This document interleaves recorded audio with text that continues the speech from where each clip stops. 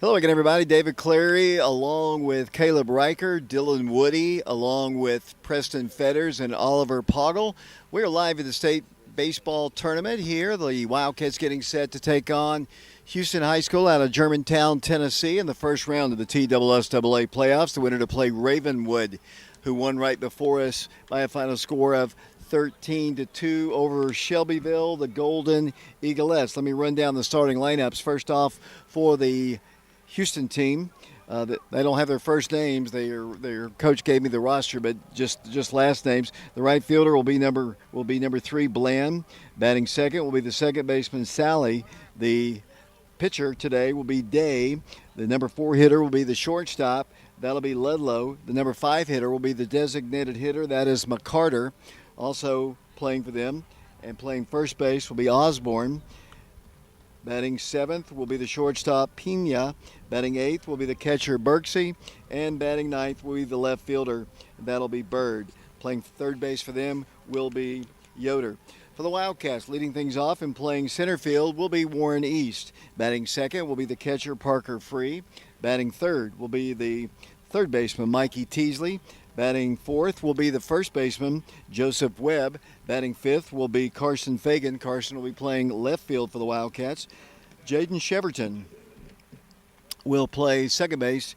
He'll be batting sixth in the Wildcat order. Batting seventh will be the designated hitter, and that'll be Whit Reniger. Batting eighth will be Noah Wood. Noah will be playing shortstop for the Wildcats, and batting ninth will be Brooks Poteet. He'll be playing right field. The pitcher in the ball game today will be Cam Welch. Wildcats and Houston getting set to play here in a bit. Both teams have taken infield and outfield, and we're about to have Tennessee TSSAA State Tournament baseball for you here in a minute. The Wildcat pitcher, as I mentioned, will be Cam Welch. Cam on the season is 6-1 on the year. This is a good Houston team. They've got a good record. They've got a Vanderbilt commit. It should be a tough ball game for the Wildcats, but I'm sure Coach Free and his staff have done a lot of scouting, and they're ready to go in this one. The Wildcats will be wearing their all-white jerseys, pinstripe cardinal down. Houston wearing predominantly black baseball pants, black baseball jerseys, black numerals with a white outline. Obviously, as you're looking at our screen here, the TSSAA does not allow us to do live streaming of video at a ball game. We are taping the ball game. We are using the 3 cameras that we normally do, and we will play it at a later date, but we are not allowed to do it during the tournament. And I apologize for that. I know the NFHS network, for about $13, you can watch some video. I didn't see actually a crew here actually filming this game, but we will have it, and we are, I'll try to do the best I can. I guess 30 years of radio, I can kind of do that. That's what basically this is.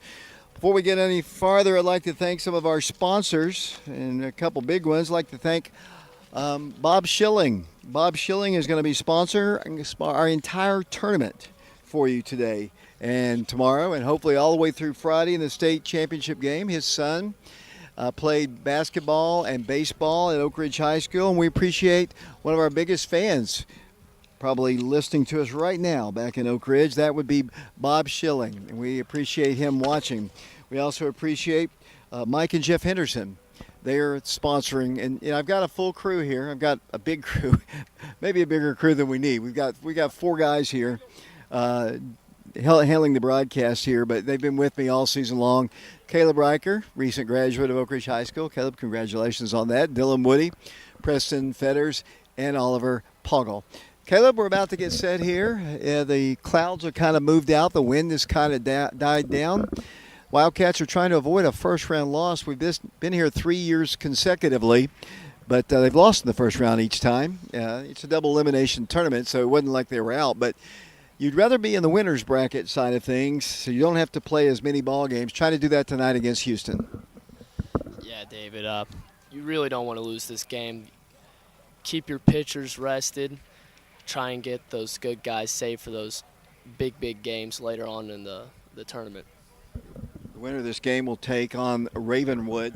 They won, as I mentioned, 13-2 against Shelbyville.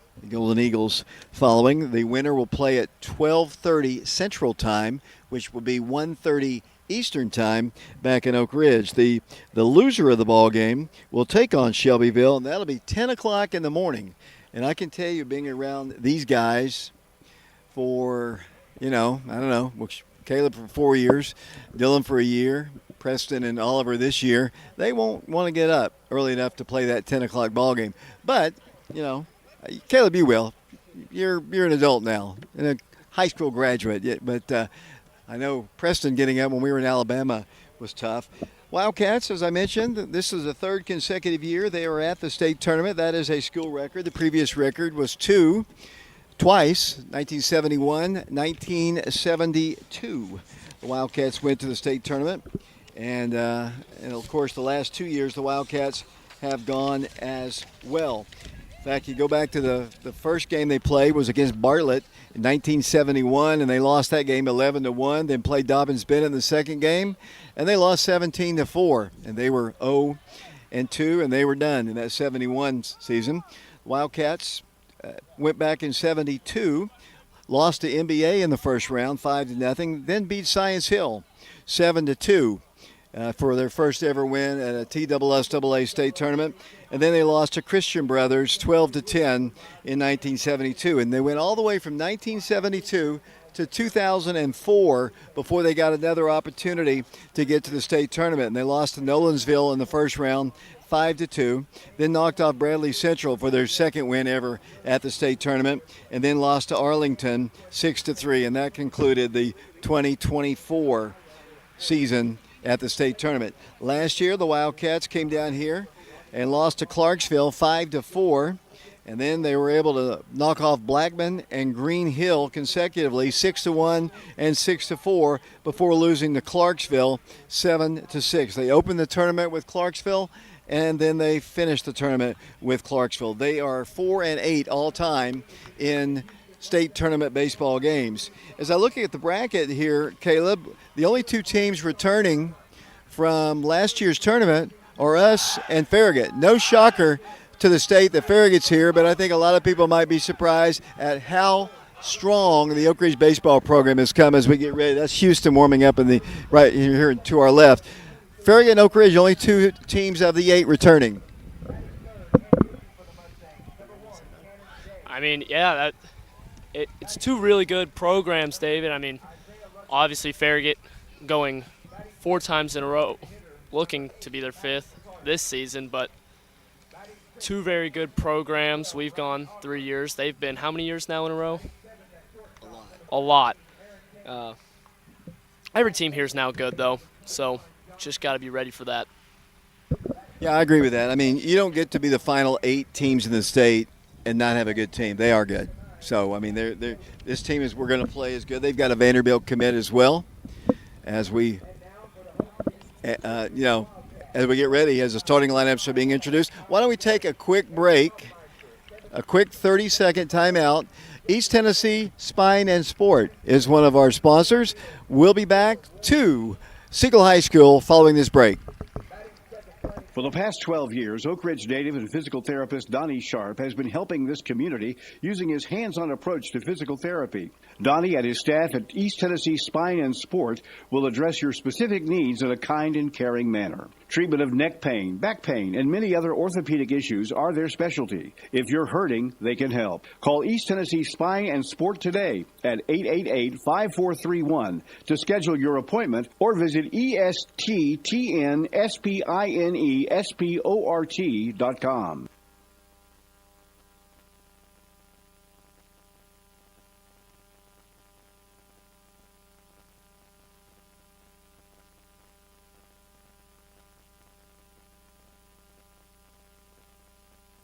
Have you figured out the...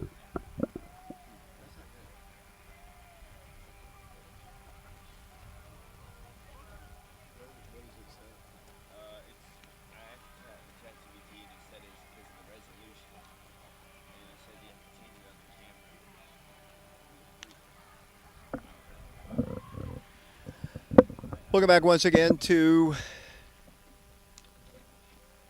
Siegel High School here in Murfreesboro, Tennessee, getting set for the state baseball tournament. The Wildcats are the home team, and Cam Welch is taking his warm-up tosses, and about to anyway. The umpires are still talking in the home plate area. Travis Free, in his 8th season as the head coach, talking with the Houston team, which has a fantastic record. We looked at all the records as we, getting ready for this one, and everybody's got a good record. Should be a great ball game. Very seldom. The game we saw right before this one was a 13-2 win, and you don't see those type games at the state tournament very often. I mean, everybody's pretty good. As the two teams are getting set, it'll be Bland leading things off, and we are about to have baseball for you. We're trying to figure out how to record on using all 3 cameras, and which you will not be able to see, obviously.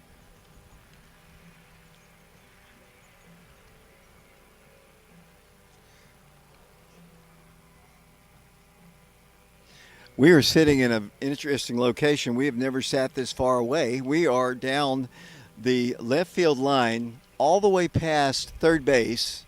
We are in prime foul territory, for sure.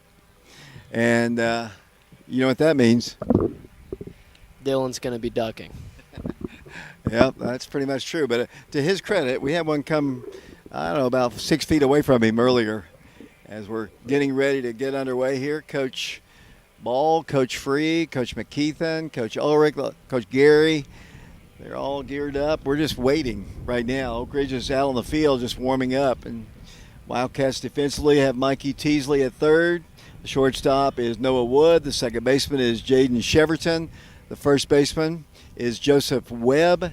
The outfield consists of Carson Fagan. He is in left field. The center fielder is Warren East. And over in right field, we've got Brooks Poteet, and Parker Free is behind the plate, and Camden Welch is the pitcher. He is warming up. The last time Cam pitched, you have to go back to that Farragut ball game in the championship ball game. And he won that ball game. Like I mentioned, he's 6-1.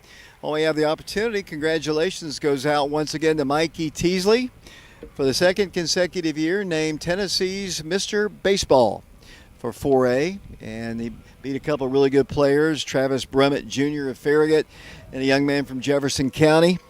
And congratulations to Mikey. We were told before the game that Mikey didn't think he was going to win. But I had no doubt. 10-0 with a batting average like him.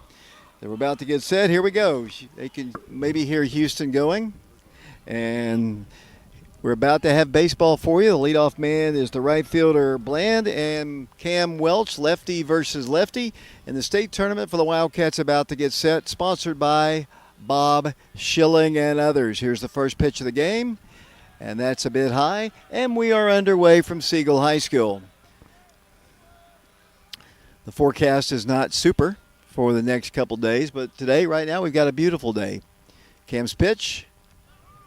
That one just a little bit inside, and the count is 2 balls and no strikes. Dylan Woody, Caleb Riker, Preston Fetters, along with Oliver Poggle doing our technical work here. Cam falls behind, 2 balls and no strikes. Here's his pitch. There's a called strike, and the count is 2-1. If you're just tuning in and you're expecting to see video, I know there will be people on the chat saying, I can't see anything but the scoreboard. TSSAA does not allow us the video. Here's another called strike, and the count is even at 2 balls and 2 strikes. We are recording it. Dylan Woody, right at the last moment, got everything going. As usual, he's pretty good about things like that. 2 balls, 2 strikes. The pitch, ball hit well to center field. Warren East back to the fence, and it's out of here. It's a home run to start the ball game. The right fielder, Bland, it goes over the 275-foot sign out in right center field. Warren kept backing up, just finally ran out of room, and Houston takes the lead on the home run, and it's 1-0. Houston, that ball was hit a ton on a 2-2 pitch, and the Wildcats trail, Caleb. I mean, the great swing, great at bat. I don't know what else to say, just great hit. All I can say is it's only the first inning, and just a long run, home run, but, settle down Cam will. Here's the pitch. That pitch is up high. The batter is Sally. He's playing second base. Like I said, they didn't give us their first names. 1-0 Houston here at the state tournament. Pitch, hit foul. Coming back in the infield, Joseph Webb calls for it. He staggers a bit, looking into the sun, but he makes the catch for out number 1. 1 out here, 1-0, just underway from the state tournament. We'll be checking in with our stream. I know a lot of people probably watching the NFHS stream if they are videoing. They do some and they don't do all of them. But we would love for you to put our audio against their video. That would be the best thing to do. We're on our YouTube channel, Prep Radio, obviously. There's a called strike, and the count is 0-1. They've got a Vanderbilt commit, and Coach Free was telling me that the first 4 guys in their lineup are really good. That ball's hit really well. Right field, Brooks Poteet looks up, and it goes off the fence. He's got at least one. Here comes the throw back in, and it's a 1-out double. That ball just came within a few feet of getting out of the park at the 320 mark, and they've got another runner in scoring position. Good start for the Houston team. Played them in basketball a few years ago. People might remember that team. That was that all-star team that the Wildcats faced at the state basketball tournament. Speaking of basketball, the Wildcats hired Denard Bertram today as their new head basketball coach, taking over from Aaron Green, who spent 16 years as the head coach. 1-0. Cheeto comes to the plate, way outside with the ball. 1 ball, no strikes. Houston is out of the Germantown area, down near Memphis. I looked at their schedule. They've played a lot of out-of-state teams, a lot of Mississippi teams, Arkansas. They've got a very impressive record. Cheeto checks the runner at second. The lefty comes to the plate. It's a called strike. And the count is even, a 1 ball and 1 strike. We're live at Siegel High School. The last couple of years we've been at Oakland High School. And I kind of like the facilities better at Oakland, to be honest with you. It's a beautiful school here, but we just don't have great broadcast area. That ball is hit hard, too. Center fielder Warren East, though, is under it, makes the catch. Not tagging, the runner stays at second. The ball is hit right on the nose, but right at Warren, and that is out number 2. 3 really hard hit balls in this inning by Houston, and they put 1 on the board. 1 of them left the yard. The batter now will be McCarter, the designated hitter. He is hitting for Yoder, their third baseman. Another left-hander. Cheeto checks the runner at second. Cam to the plate. Good stop by Parker on a low pitch down in the dirt. The infield is artificial surface. The outfield is grass. So if we do have bad weather the next few days, the outfield will be the problem, much like we had at Oakland a couple years ago. 1 ball, no strikes. The pitch, a little outside.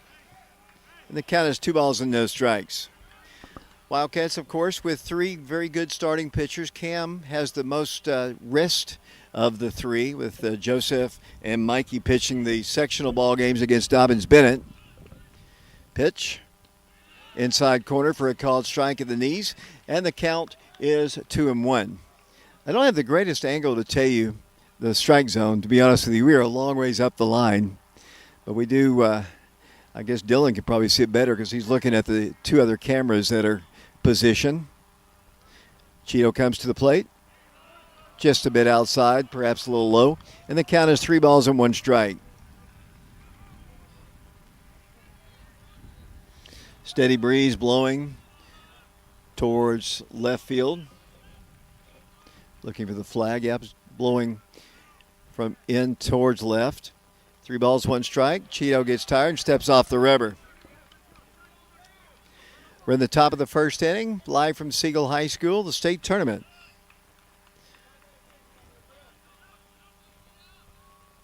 Cheeto comes to the plate. That's up high. That's ball 4. From what we understand, Cam is on a pitch count today, so to allow him an opportunity to pitch later in the tournament. You can only pitch a certain amount in consecutive days, and you can only pitch 120 pitches in one day. He's thrown quite a few here in the early going. The Look, they don't have a pitch count up there on the screen, or maybe they do.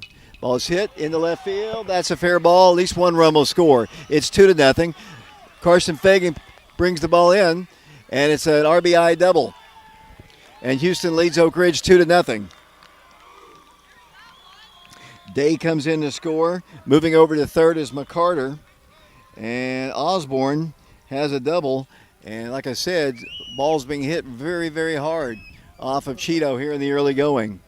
So his Houston team obviously can hit the baseball, as Cam Welch trying to work out of trouble here. Pena, the batter, their shortstop. He's a right-handed hitter, not very big. They've got runners at second and third with 2 outs. Cheeto's pitch is hit hard again. In the right field this time. 2 runs will score. It's 4-0. Nope, he's not going to score that run. They've got a rundown play. Mikey's going to tag him, and that's out number 3. But they do score 3. The throw got in quickly from Brooks Poteet. 3 runs on the board in the first inning. The Wildcats coming to bat. So a great start for Houston. We are live at the state tournament. We're going to take a quick break. Our sponsor, Sexton Automotive of Oak Ridge. That is our sponsor. We also appreciate Bob Schilling for sponsoring all of our broadcasts, and including the replays that we'll have later on our YouTube channel, Prep Radio. We'll be back 3-0 Houston. We'll be back to Siegel High School in a moment. Sexton Automotive of Oak Ridge is proud to be a family and locally owned, full-service pre-owned car dealership. You have the option to take your vehicle anywhere for collision repairs, and we will work with your insurance company. Sexton Automotive of Oak Ridge is a Napa Care Center, and our service department is here for all your automotive maintenance and repair needs. Our rental fleet offers a variety of vehicles, from economy cars to passenger vans. Get your next in at Sexton Automotive of Oak Ridge, Elizabeth Beard, ORHS, Class of 2001. Check out our inventory online 24/7 at sextonautos.com.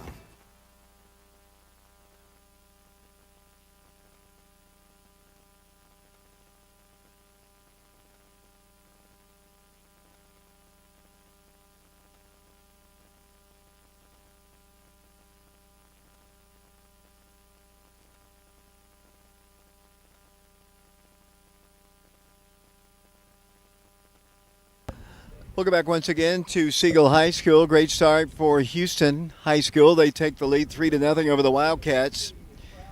The Wildcats will try to rally back here in the bottom half of the first inning. Good thing about it, like I say all the time, in a game like this, a lot of baseball to be played. And Caleb and I were talking off camera just a moment ago that Cheeto, like anybody, have to be a little bit nervous. I'm sure this guy from Houston will be nervous as well. They wear all black jerseys, and we'll have an opportunity once again. We are on our YouTube channel, Prep Radio. The TSSAA does not allow live video streaming.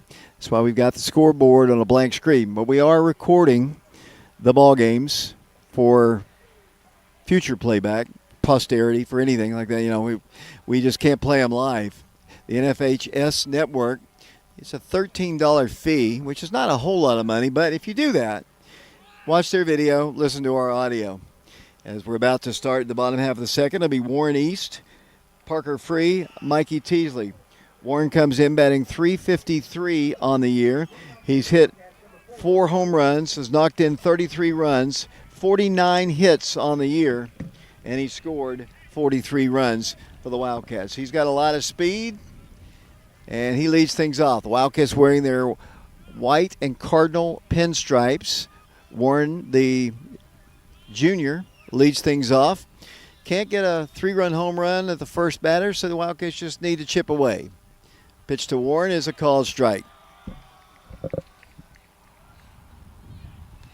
Day is the pitcher for the Houston team. I believe they're the Mustangs. Look that up really quick. I'm pretty sure they're the Mustangs, but pitch to the plate is down low and skips away, and the count is even at 1-1 strike.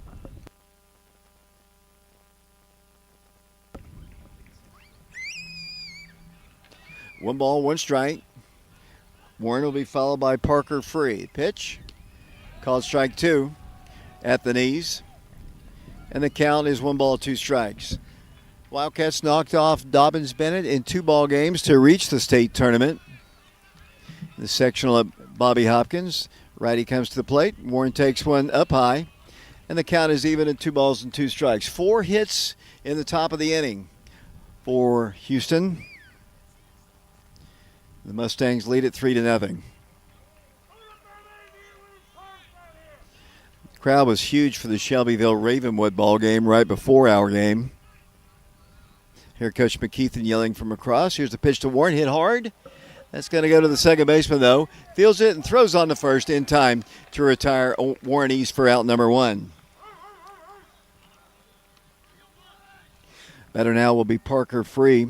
Parker comes in at .385 on the year, leads the team in home runs with 10, leads the team in RBIs. He has 49, leads the team in hits with 55.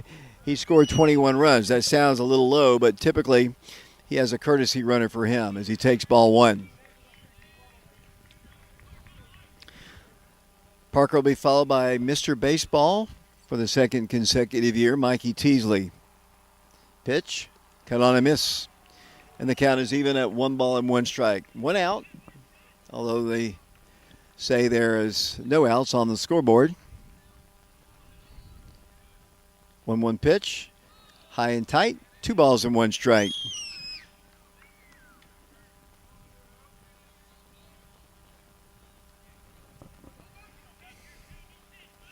Houston wearing, as I mentioned, all black. Black pants, black jerseys. 2-1 pitch to Parker. Hit on the ground, third base side. Easy play for the third baseman. A little awkward now. Throws it, and he's safe.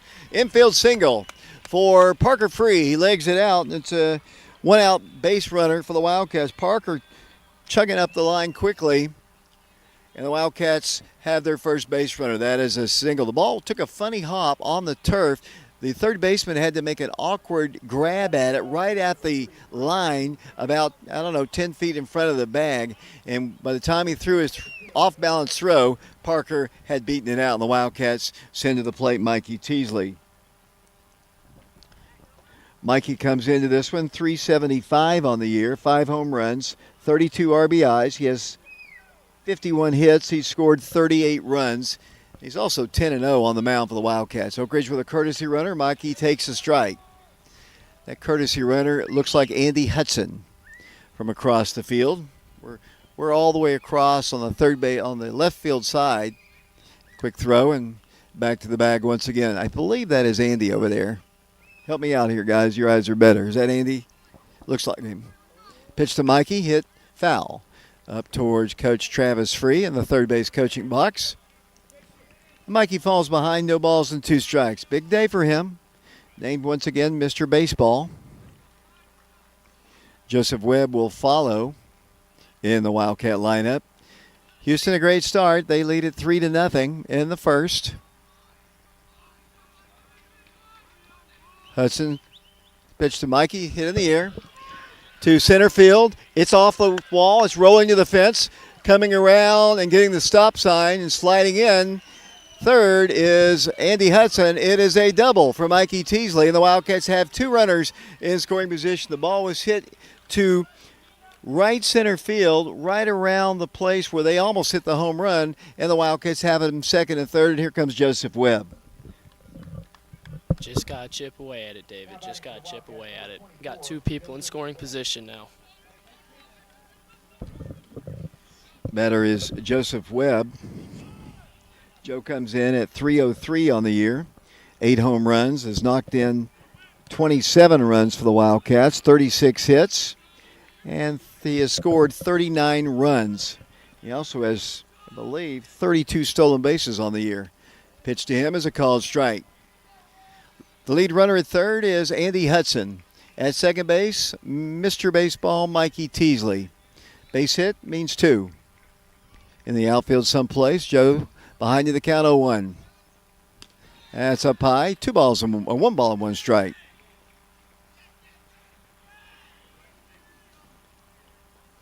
Carson Fagan is on deck for the Wildcats. We appreciate the Fagan family. I'm sorry I missed you down in Atlanta for the sectional. Pitch to Joe. Hit in the air. Foul territory over to the right side and out of play. And the count is 1 ball and 2 strikes. Sitting next to me is Caleb Riker along with Dylan Woody. We've got Oliver Poggle. We've got Preston Fetters here. We got the whole technical crew. Pitch to Joe is up high. That evens the count at 2 balls and 2 strikes.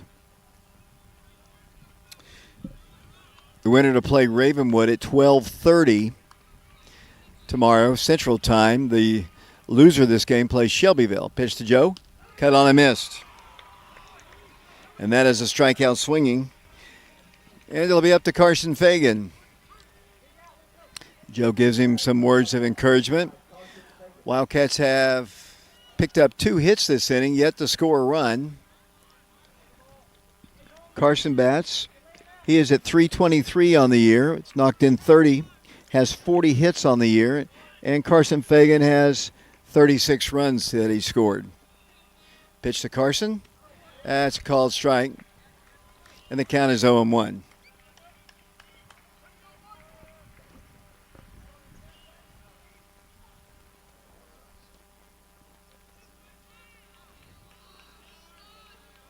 Day has to sign. Carson back in the pitch. Called strike 2. Took it right at the knees. Carson behind in the count. No balls and 2 strikes. Golden opportunity for the Wildcats. Hits by Parker Free and Mikey Teasley. And pitch to Carson. That's up high. And the count is 1 ball and 2 strikes. They scored 3 times with 4 hits in the top half of the first inning. The Wildcats are the home team. 1-2 pitch. Carson takes one just a bit outside. And the count is even at 2 balls and 2 strikes. These Houston fans to our right thought it was strike 3, but a little off the plate. 2 balls, 2 strikes.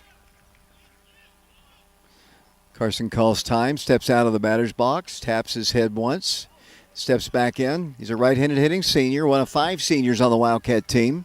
Pitch to him. Called strike 3. A little bit low and outside, but the umpire saw it differently, and that is the 3rd out in the first inning. The Wildcats pick up a couple base runners. They leave them stranded. We go to the 2nd inning. We are live on our YouTube channel, Prep Radio. Mike Kelly of Betsy Coleman Realty is one of our sponsors on our broadcasts of Oak Ridge High School baseball.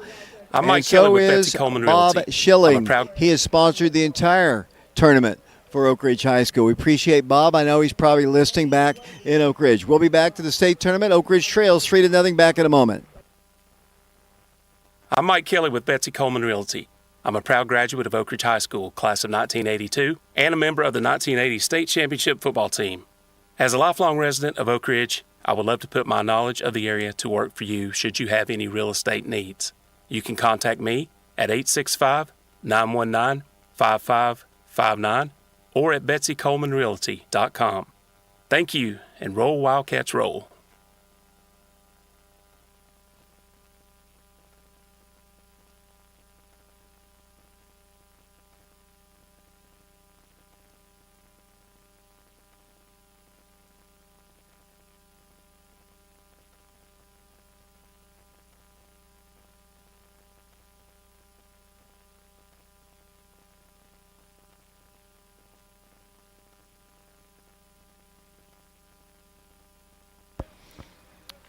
Welcome back once again to Siegel High School, Murfreesboro, Tennessee. The state tournament, 3-0 Mustangs.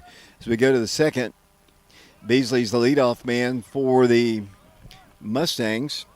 They scored 4 runs and 3 runs on 4 hits in the first inning. Luckily, the Wildcats got what would be, I thought was going to be the 4th run in a rundown between home plate and third, and they retired the side with that out. Strike called. Cam Welch pitching his 2nd inning. Got knocked around pretty good in the first inning, but I expect him to settle down.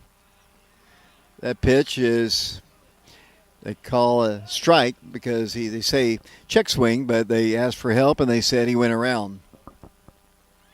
1 ball, 2 strikes to Beasley. Bird will follow. Pitch, this one's way inside. And the count is, according to the scoreboard, 2 balls and 2 strikes. He's a number 8 hitter. He's their catcher. He'll be followed by the left fielder, Bird. Pitch. Hit in the air. Infield. Calling for it, Joseph Webb. He makes the catch for out number 1. Couple putouts already for Joseph. And the batter now will be the number 9 hitter in their lineup. That'll be Bird.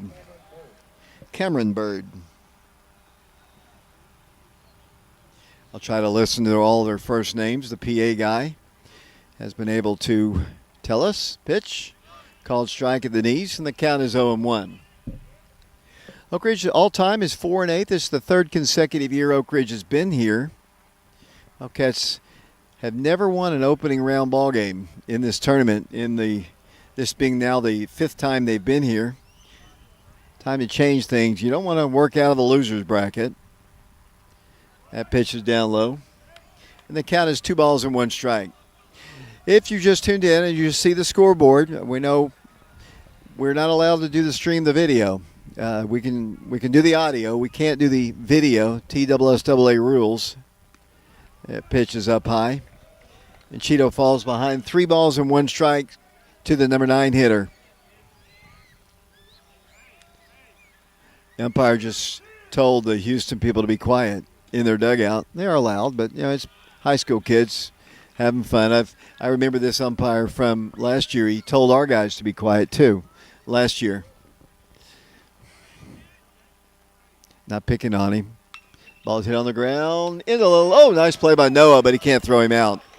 That's an infield single. Nice stop by Noah. Kept the ball in the infield, but there was no way in the world he was going to throw out Cameron Bird. And that is a 1-out single. And back to the top of the order we go to Bland. And he's anything but bland. He had a home run to start the ball game. That started the hit parade for the Mustangs. Big left-handed hitter wearing bright red shoes, kind of a pink armband on his left hand. And he takes one inside. I thought it hit him, but it didn't. It's just a ball. 1 ball, no strikes. 5 hits already off of Cam Welch. We're only in the 2nd inning. Pitch to the plate. That's way outside. 2 balls and no strikes. You might have heard Mikey there. He was yelling encouragement to his longtime friend and classmate, Cam Welch. 2-0 pitch. 3 balls and no strikes. That was way up high.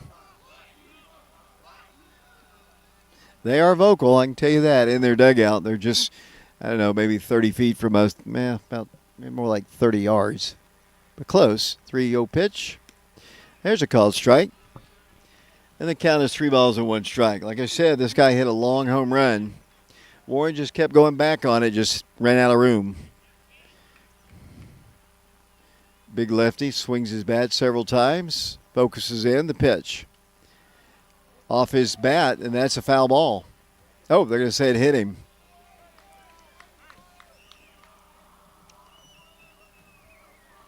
I thought it ticked off the bat, but I guess not. And he takes all of his gear off. He's got elbow guards. He's got other guards. And finally, everything is off of him. Kind of a strip tease at home plate, and he's finally heading on down to first base. They've got runners at first and second.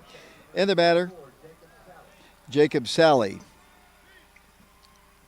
Jacob Sally popped out to Joseph Webb in the 1st inning. Cam to the plate, hit foul. Coming back into the stands. Hopefully Preston and Oliver are safe. They're out of our view. I can't even see them. The count is 0-1.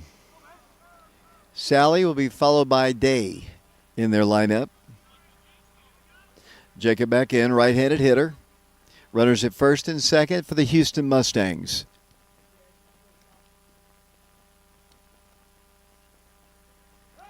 Oh, 1 pitch.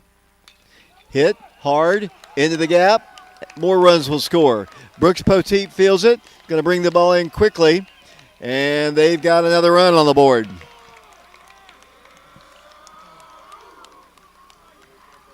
In the score is Cameron Bird. Winding up at third base is Bland. And it's an RBI for Jacob Sally.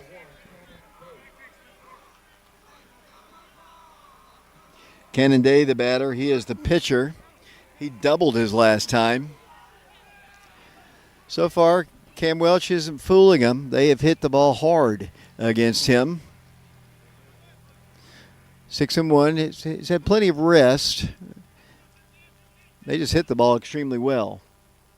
The winner to play Ravenwood, low strike called there, but we'll take it. Cannon Day, he doubled and scored a run. 4-0 Mustangs as they bat in the second inning. They have 6 hits already in the ballgame. Cam's pitch, down low. They asked for help. He checked his swing, and the count is 1-1 strike. Bob Schilling is our sponsor, along with Jeff and Mike Henderson, sponsoring individual, the entire tournament, basically. Appreciate them. Pitch, hit hard, hit deep to center. Warren looks up. That ball is off the wall. Warren's got it, 1 run in. Warren gets the ball in quickly, and they're going to get the stop sign. Now they get the throw in. Here's the tag, and he is out at the plate. He hesitated a bit. He ran first through the stop sign and then started again, and unfortunately it is 5-0 now, but there is an out recorded. I don't know how long Coach Free will stay with Cam. He is being knocked all over the place. That is hit number 7 here in the second inning. And it is already 5-0.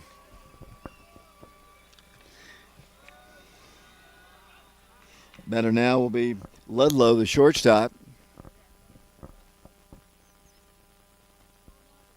They're going to get they have a courtesy runner out for the pitcher at second base.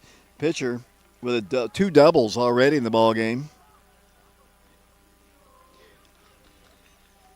And he has helped his team's cause. They're up 5-0. Not a great start for the Wildcats, but a lot of baseball to go. But Cam's got to get some outs here. He's had a couple runners caught between third and home for 2 outs of the 5 that he has recorded.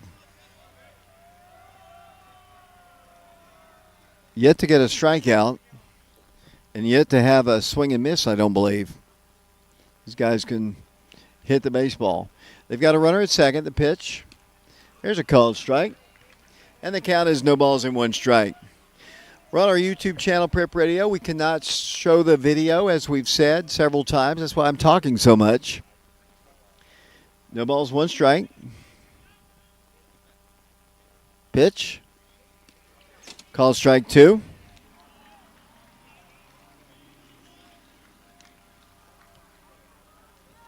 Ludlow lined out to Warren East in the first inning. Everybody has reached base safely except this guy. No balls, 2 strikes. Pitch. Hit. Left field. Carson Fagan makes the catch for out number 3. But once again, the Mustangs score 2 times. They lead the Wildcats 5-0. We're at the state baseball tournament on our YouTube channel, Prep Radio. We appreciate all of our sponsors, especially tonight. We've got Bob Schilling. He is sponsoring our broadcast along with Mike and Jeff Henderson. We've had people all the way through the course of the postseason paying for a rights fee.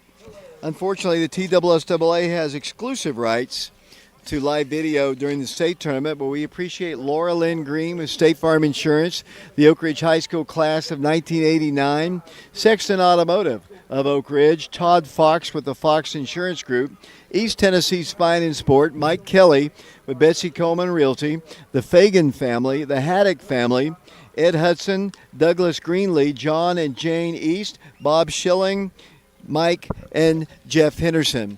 Also, this broadcast of Oak Ridge High School baseball on Prep Radio is made possible by the Lawrence Hahn Golf Tournament, benefiting the Boys and Girls Club of Oak Ridge. Join us on June the 6th at the Oak Ridge Country Club for a great day of golf, food, prizes, and fun competitions like Closest to the Pin and the Longest Drive. Businesses and community sponsors are invited to get involved and help the local kids.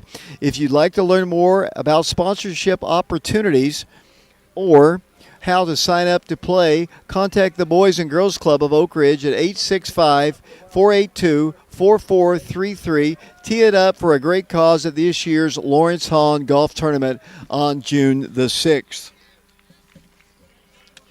5-0 Mustangs. Jaden Cheverton leads things off for the Wildcats. Jaden comes in at 343 on the year. He has knocked in 27 runs. He has 34 hits on the year, and he scored 25 runs. The pitch to him is up high, a ball. And Jaden ahead in the count, 2 balls and no strikes. Got a good turnout of fans. Both sides here at Siegel. We're blocked a little bit from where we're sitting. Of course, we got a couple other camera angles that you can't see, but we can. Jaden takes ball 3. Only thing you can do is just chip away and hope that Cheeto finds his rhythm on the hill for the Wildcats. 5 is not insurmountable, but the Wildcats got to start. And Jaden walks on 4 pitches. So that's a good start. And the batter now will be the designated hitter, Whit Reniger. Whit, this year, has batted some. He's primarily been in the field. He's hitting just a little over 200, but in limited action. He is only a sophomore. Of course, the sophomore runner at first is Jaden Cheverton. He squares the bunt and makes a stab at it, and that's a strike. Whit Reniger will be followed by Noah Wood in the Wildcat lineup, and then hopefully Brooks Poteet. Leadoff walk to Jaden Cheverton. He takes his lead off of first. Day working from the stretch. Has the sign, and it's ball 1. A little bit high. 1 ball and 1 strike. Thank you for listening to our broadcast today. We are recording it video-wise, and we'll show it at some point. Can't do it during the tournament, unfortunately. Throw over to first, and back to the bag will go Jaden Cheverton. Luckily, guys, I've done radio all my life, so I can continue to talk like this endlessly. Not like Caleb talks on the way down here, but, 1-1 pitch, cut on a miss. And the count is 1-2. I don't know much about. Coach Free was telling me they've got 3 really good, solid pitchers, and this guy is a right-hander, not very big. Throws over to first, and Jaden Cheverton is back to the bag. Jaden has 17 stolen bases on the season.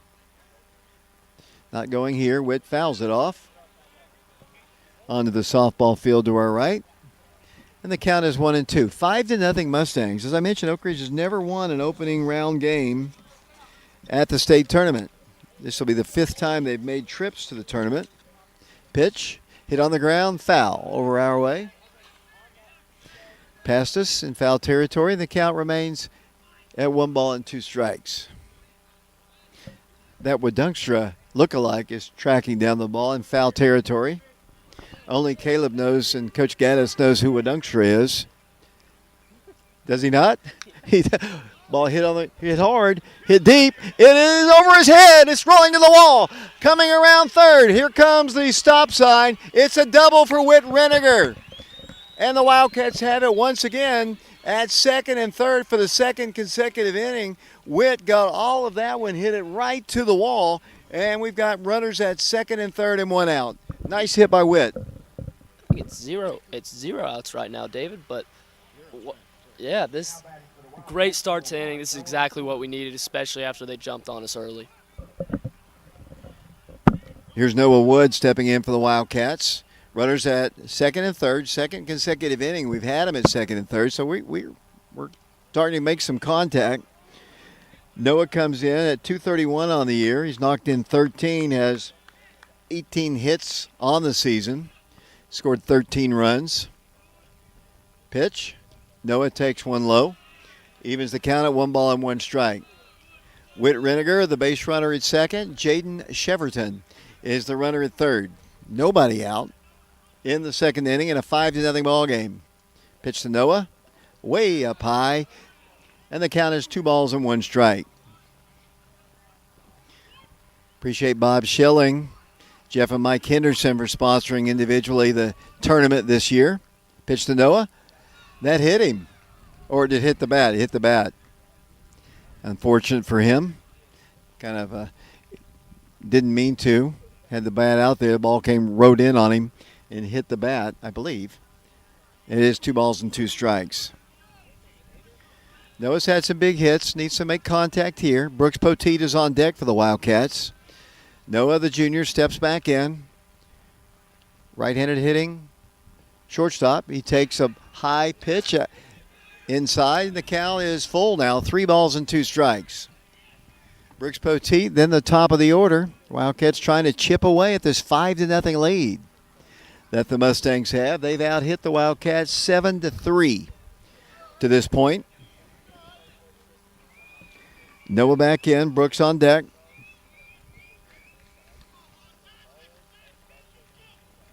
We're eager to know where you're listening to us from. Here's the pitch to Noah. Ball 4. Wildcats have the bases loaded and nobody out. And here comes Brooks Poteet. So Wildcats trying to make some noise. Got their nerves out, and here comes a pitching visit. Wildcats, as I mentioned, this is the 3rd consecutive year the Wildcats have been to the state tournament. I'm trying to look down at all my notes here. It's kind of hard because the wind was blowing so hard when we first got here. But trying to do it from memory is nearly impossible. But I can tell you the first game was back in 1971. They lost both of those ball games, one to Bartlett, one to Dobbins-Bennett. And then they came back in 1972. They did get their first win at the state tournament. That came against the Science Hill Hilltoppers. There it is. Well, no. Help me out here, Caleb. You're looking for Oak Ridge's history at the state tournament. I know they beat Science Hill for their first ever win in 1972. Whoa, here it is. Never mind. They lost the NBA and they lost to Christian Brothers. But like I said, they've lost 4 consecutive first-round games to Bartlett in 71, NBA in 72, Nolensville in 24, Clarksville in 25. Trying to end that right here. Brooks Poteet batting now for the Wildcats. Brooks comes in at .252 on the year. 2 home runs, has knocked in 21, has 27 hits on the season. He takes a ball low. This is the get back into it inning for the Wildcats. Oak Ridge has the bases loaded with nobody out. The wind begins to pick up once again. Brooks takes strike 1. Count is even at 1 ball and 1 strike. Warren East is on deck for the Wildcats. Warren grounded out to second his first time. Bases full of Wildcats. Day to the plate. Cut on and foul tipped. And the count is 1 ball and 2 strikes. Brooks, the junior, he's a transfer out of Powell. Has had a good solid season for the Wildcats. Warren's on deck. Contact here would be nice. Brooks takes a ball up high. That evens the count at 2 balls and 2 strikes. No video, as you can see, if you just tuned in on our YouTube channel, Prep Radio. Apologize for that. TSSAA will not allow us that. 2-2 pitch. Brooks takes ball 3. 1 pitch away from perhaps walking in a run and sending the tying run to the plate. Brooks has a good eye. Bats from the left side against the right-handed throwing Mustang out of Germantown Houston High School. Working quickly, the pitch. That's called strike 3.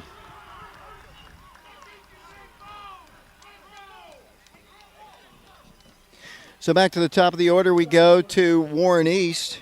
Warren, as I mentioned, grounded out to second. Came in at .353 on the year, looking for his 50th hit of the 2026 season. Pitch to him. Hit him. There's a run. 5-1. RBI, Warren East. And now the Wildcats continue to have the bases loaded, and the tying run comes to the plate in the person of Parker Free. Parker leads the team in home runs with 10. Parker has 55 hits, and he's knocked in 49 runs.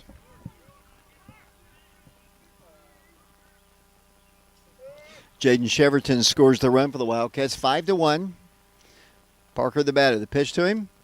Called a strike at the knees, and the count is 0-1.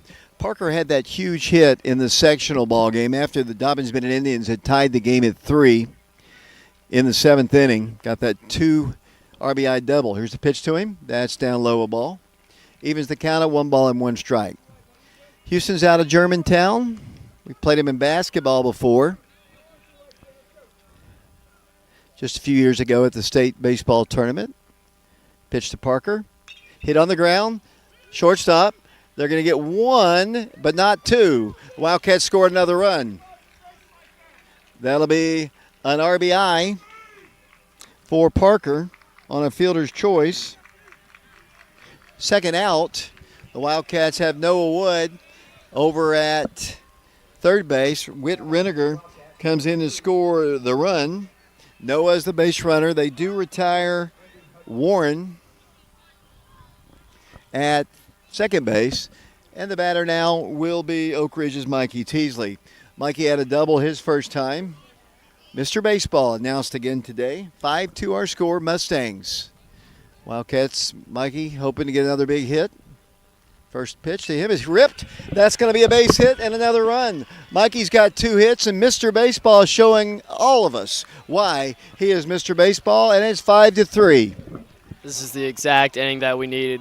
Mr. Baseball, Mikey Teasley, coming in clutch for the Wildcats right here. Second hit of the game, and here comes Joseph Webb. Joseph was a strikeout victim. Wildcats have a runner at second base in the person of Andy Hudson. Or actually, it could be Kipton. Might be Kipton. Joseph hits the ball into right field. That's another base hit, and another run's going to score. Coming around third, the Wildcats are going to tie the ball game. Here comes Mikey Teasley. We are tied 5-5. It's a triple, and it's 5-5. The Wildcats, just like that, a 2 RBI triple by Joseph Webb, and Oak Ridge has tied the ball game at 5. What clutch hitting for the Wildcats here in the second inning. I have no words. I'm about to yell right now. It's taking everything I can. We're on the Houston side right now, so I can't, but happiness right now. Anakin Joe! 5-5 our score, and the Wildcats are still batting. A triple for Joseph Webb. 5-5 our score. Here comes Carson Fagan, the go-ahead run at third. He squares the bunt, takes one down low. It's ball 1. The Wildcats have come up big. 2 RBIs for Joseph Webb, an RBI for Mikey Teasley, an RBI for Warren East. And the Wildcats, just like that, have tied the game at 5. Pitch. Ball 2. Day unraveling here in the second inning. Both pitchers have been hit hard. That is the 6th hit of the game for the Wildcats. They have 7. Carson takes a strike, and the count is 2-1. Carson struck out looking his first time. 5-5 our score. Wildcats right back in the ballgame, but a lot of baseball. We're only in the second inning. Carson hits the ball into right field. The Wildcats lead. Oak Ridge on top, 6-5. In the score, Joseph Webb, and it's 6-5. The Wildcats 6 runs on the board here in the second inning, and Oak Ridge, just like that, has come from 5 down to take the lead by 1. A clutch RBI single by Carson Fagan, and the Wildcats have batted around here in the second inning.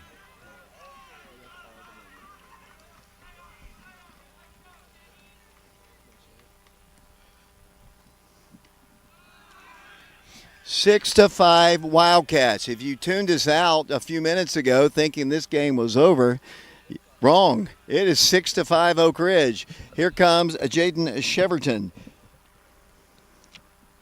Jaden walked, and they throw the ball away, and the Wildcats are going to have a runner at second. They're going to have him in scoring position as the pitcher tried to pick off Carson Fagan and threw it away, and then the Wildcats, just like that, have another runner in scoring position in a 6-5 ball game here from the state tournament. What a big inning, and what a big turnaround. Clutch hitting, clutch at bats for the Wildcats.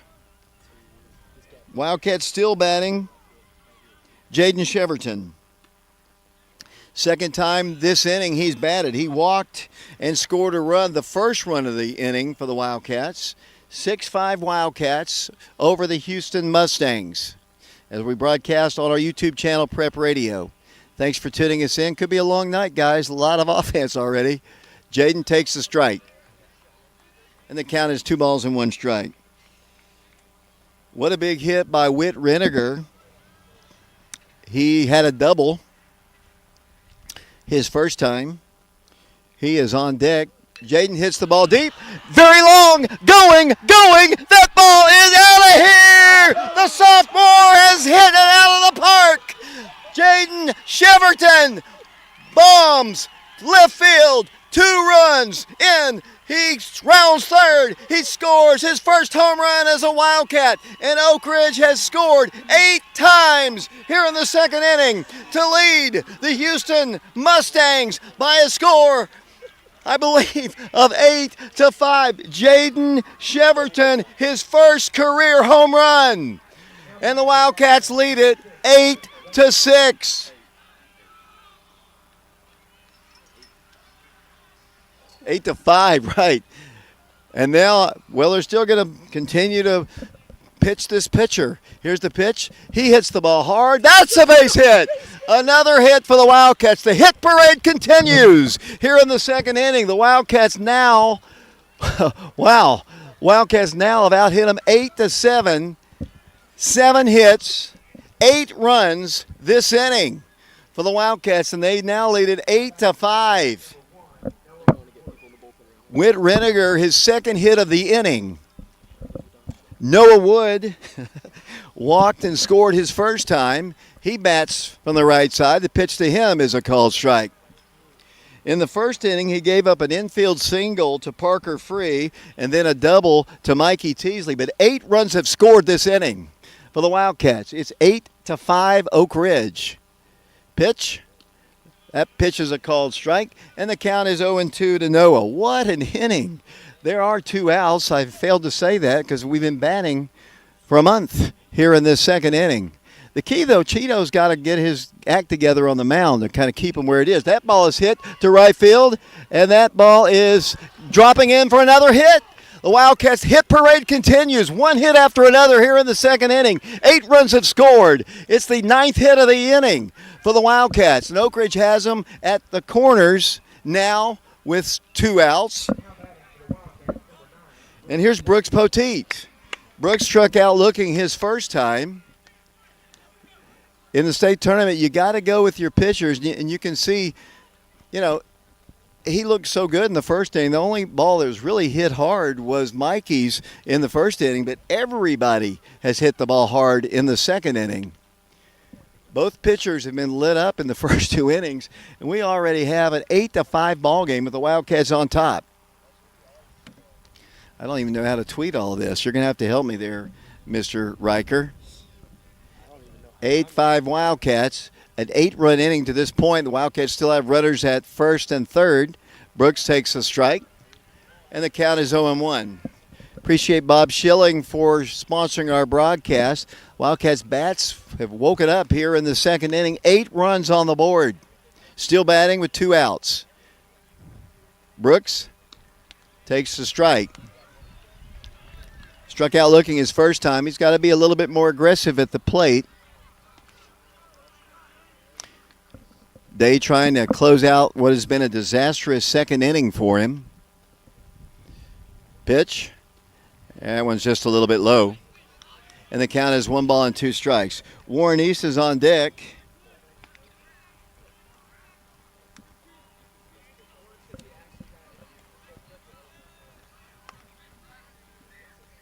Jaden Cheverton. Here's the pitch to Brooks. Hit on the ground, third base side. He feels it. Fumbles it, throws it, and in time for out number 3. But the Wildcats score 8 times and take an 8-5 lead over the Houston Mustangs as we go to the third inning. Let's take a quick break. Todd Fox with the Fox Insurance Group, one of our sponsors, along with Bob Schilling and Jeff and Mike Henderson. 8-5 Wildcats, back to Siegel in a moment. You've worked hard to build your business, and we want to help you protect it. The team at Fox Insurance Group believes your business deserves the expertise of a local insurance agent. With business insurance from Todd Fox at Fox Insurance Group and Encova Insurance, you can make sure your business stays up and running no matter what happens. If you own a business, make sure it's fully protected by contacting Fox Insurance Group. Visit www.grayfoxins.com or call 865-482-0513.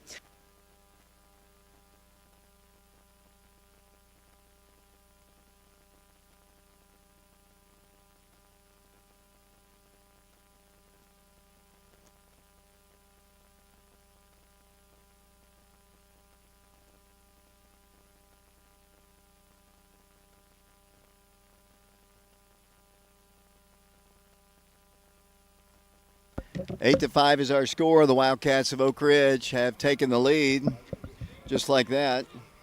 I mean, it looked pretty dismal there for a while, but now, as I said, Cam Welch has got to, try to highlight some of those guys if you would.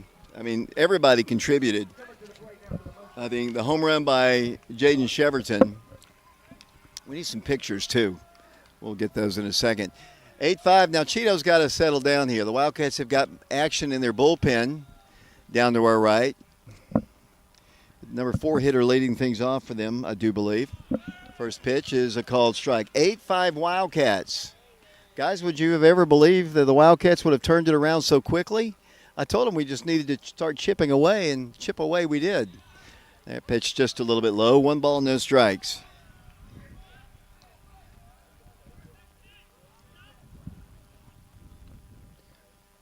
One ball, one strike. Cheeto comes to the plate. Cut on and missed. And the count is 1 ball and 2 strikes. Houston is out of Germantown, Tennessee. Wildcats lead it 8-5. We are recording these games, so eventually folks will see that incredible inning. I mean, just incredible. That's all you can say. Just hit after hit after hit. Solid contact, good at bats. 2 balls and 2 strikes. Cheeto comes to the plate. A little bit high. You don't want to get them back in the ball game. Houston dugout a little quieter than they have been. Cheeto comes to the plate. Hit on the ground. Shortstop, Noah Wood. He's got it. He throws on to Joseph Webb, and that's out number 1. Good start for Cam Welch. 1 out here in the 3rd inning. 8-5 Wildcats. This is the state baseball tournament.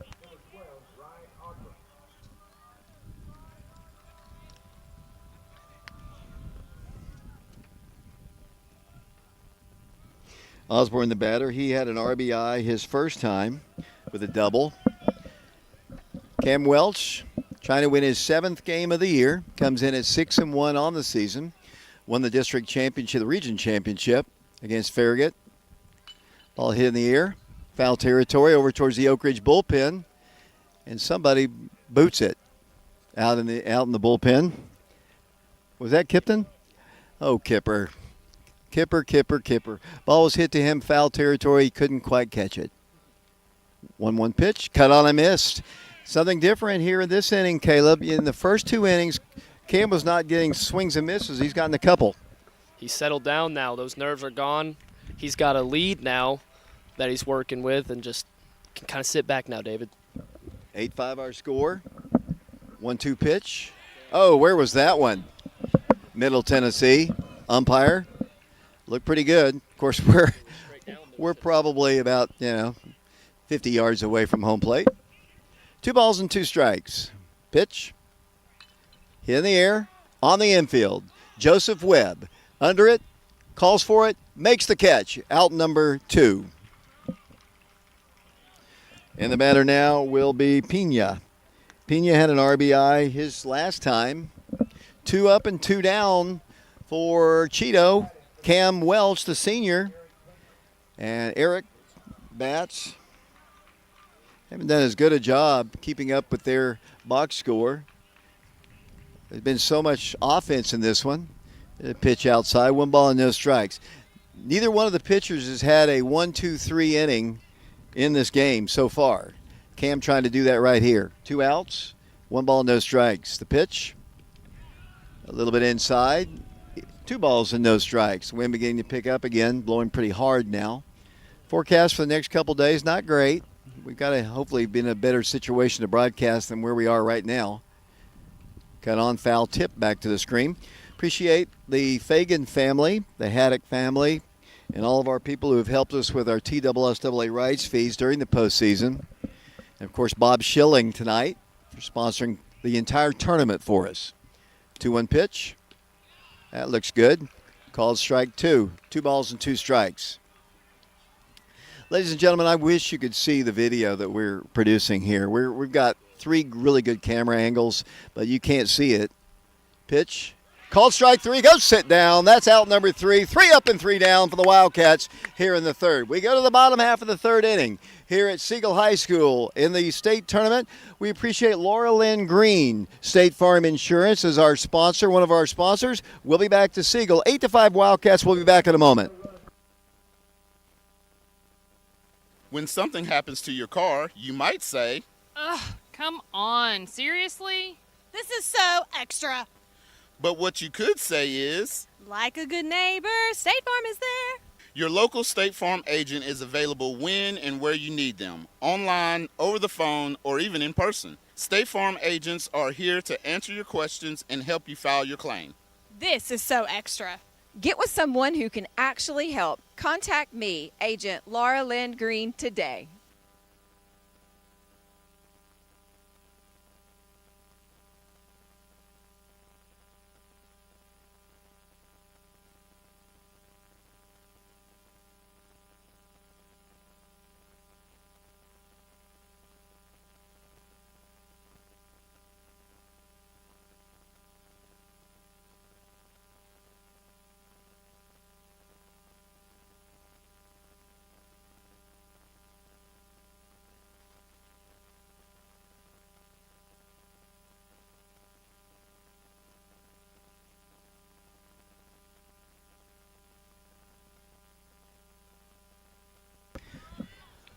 Welcome back once again to Siegel High School, the Tennessee Secondary School Athletic Association State Tournament.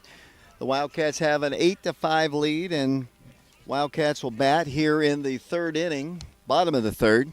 It'll be the top of the order. Be Warren East leading things off for the Wildcats.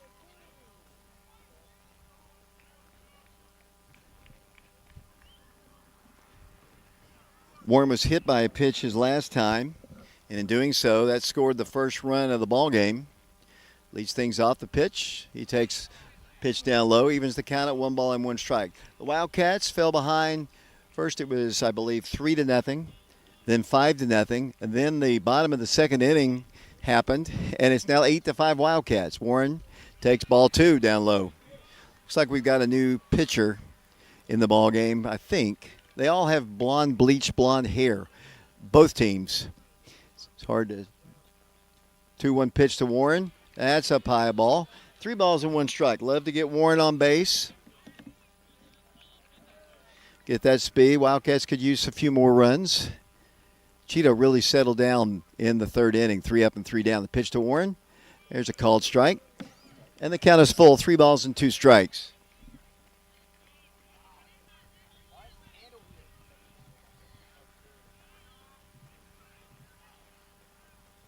Warren back in, the pitch to him. That's called strike 3, and he knew it. Yeah, Warren told me the other day, one of the bats that he had against Farragut, he said his approach wasn't good because he was taking too many pitches, and that time he did take a run right over the plate for the out.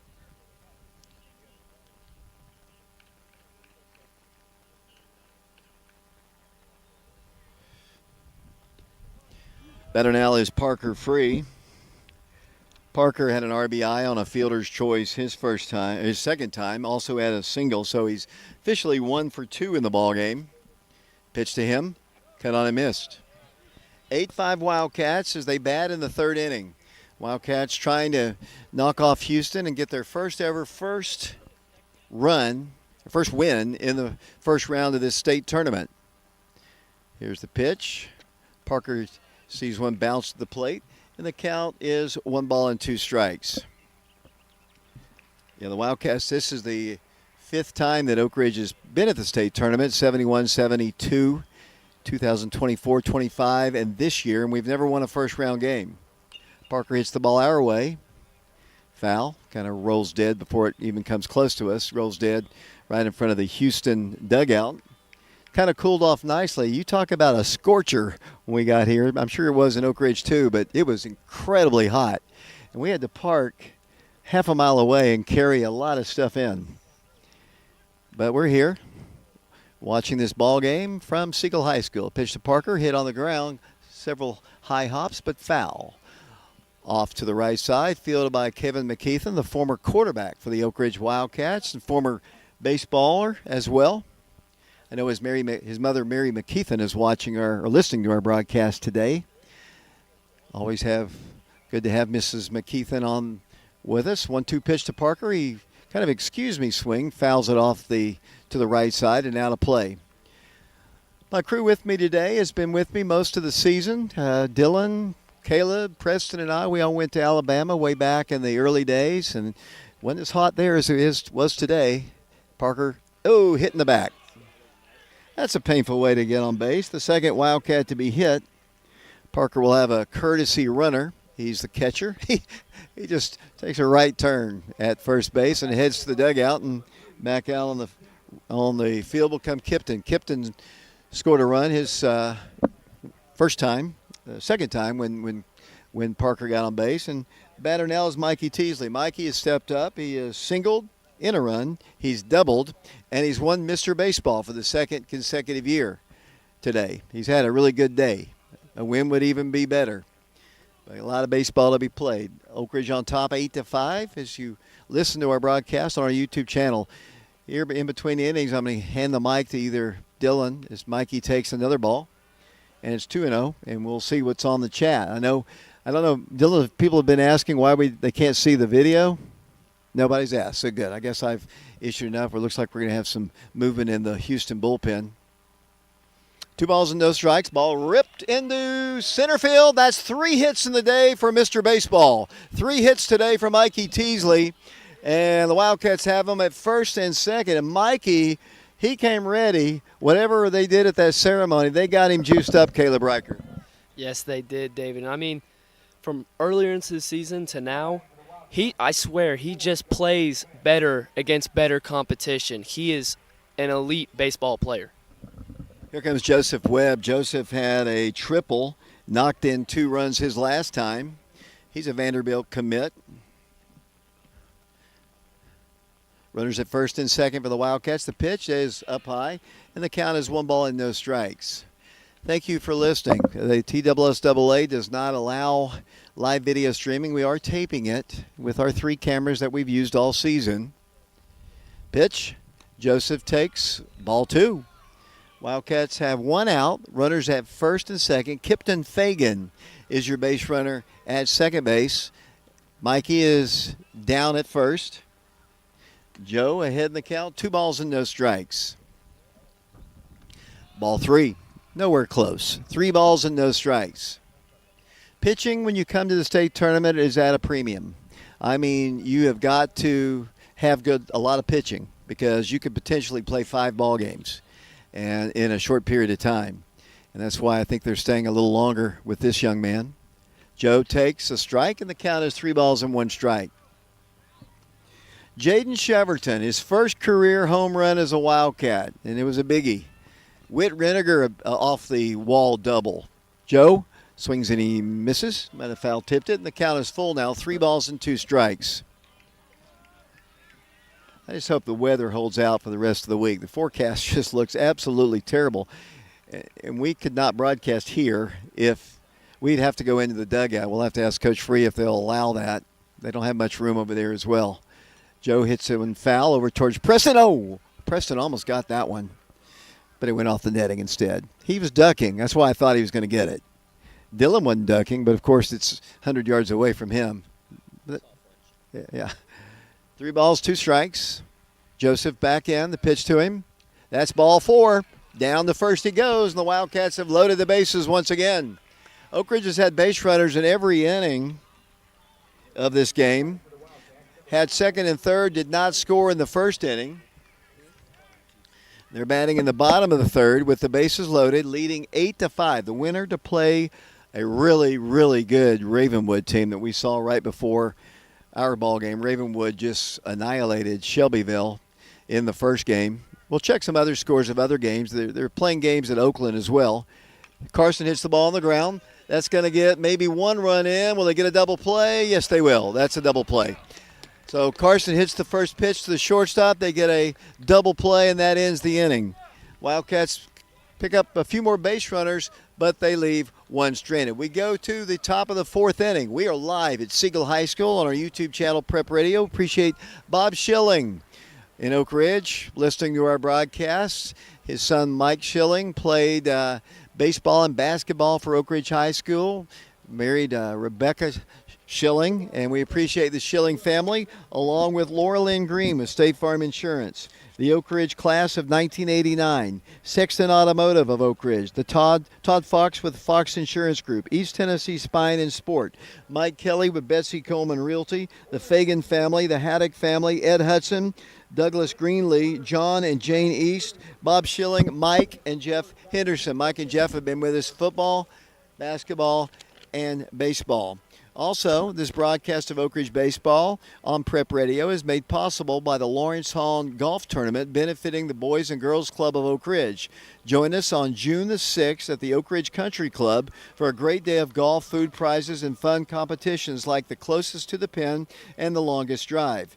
Businesses and community sponsors are invited to get involved and help the local kids. If you'd like to learn more about sponsorship opportunities or how to sign up to play, contact the Boys and Girls Clubs of Oak Ridge at 865-482-4433. Tee it up for a great cause at this year's Lawrence Hahn Golf Tournament on June the 6th. Hopefully, Lawrence Hahn is listening to our broadcast now. Number 8 hitter in their lineup, Beasley leads things off. He popped out to Joseph Webb his first time. Cam Welch pitching into his fourth inning. Pitch, called a strike. The count is 0-1. Nobody on, nobody out. Fourth inning. Wildcats still have somebody warming up in the bullpen down to our right. Cheeto comes to the plate, hit well to center field, or right center field. And it's going to be caught, though, by Brooks Poteet. I kind of lost it up in the air, but Brooks makes the catch for out number 1.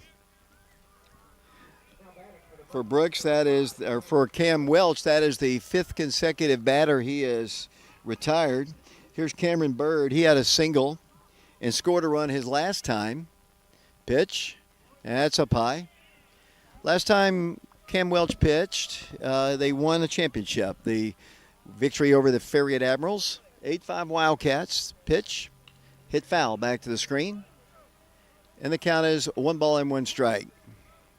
So, Caleb, when you see Coach Gaddis, you're going to have to tell him we had a Wadunstra sighting here at Siegel High School. We're in the state tournament. 1 out, pitch. Pretty pitch there. Guess not. 2-1 strike. Top of the order, and a studly-looking Bland will step in. He's hit a home run and was hit by a pitch. 1-2, here's the pitch. Hit well. Right center field. It's Warren East. Comes, dives, and he makes the catch. As I've said many times, 3/4 of the world is covered by water. The other 1/4 is covered by Warren East, and that's out number 2. And that is 6 straight batters that Cam Welch has faced, and that might be the end of the day, pitch count-wise, for Cheeto. He talks to his senior along with Parker. They wanted to keep him around 75 pitches. We're so far away from Jeff, I don't know the pitch count, and I don't know if 65 pitches.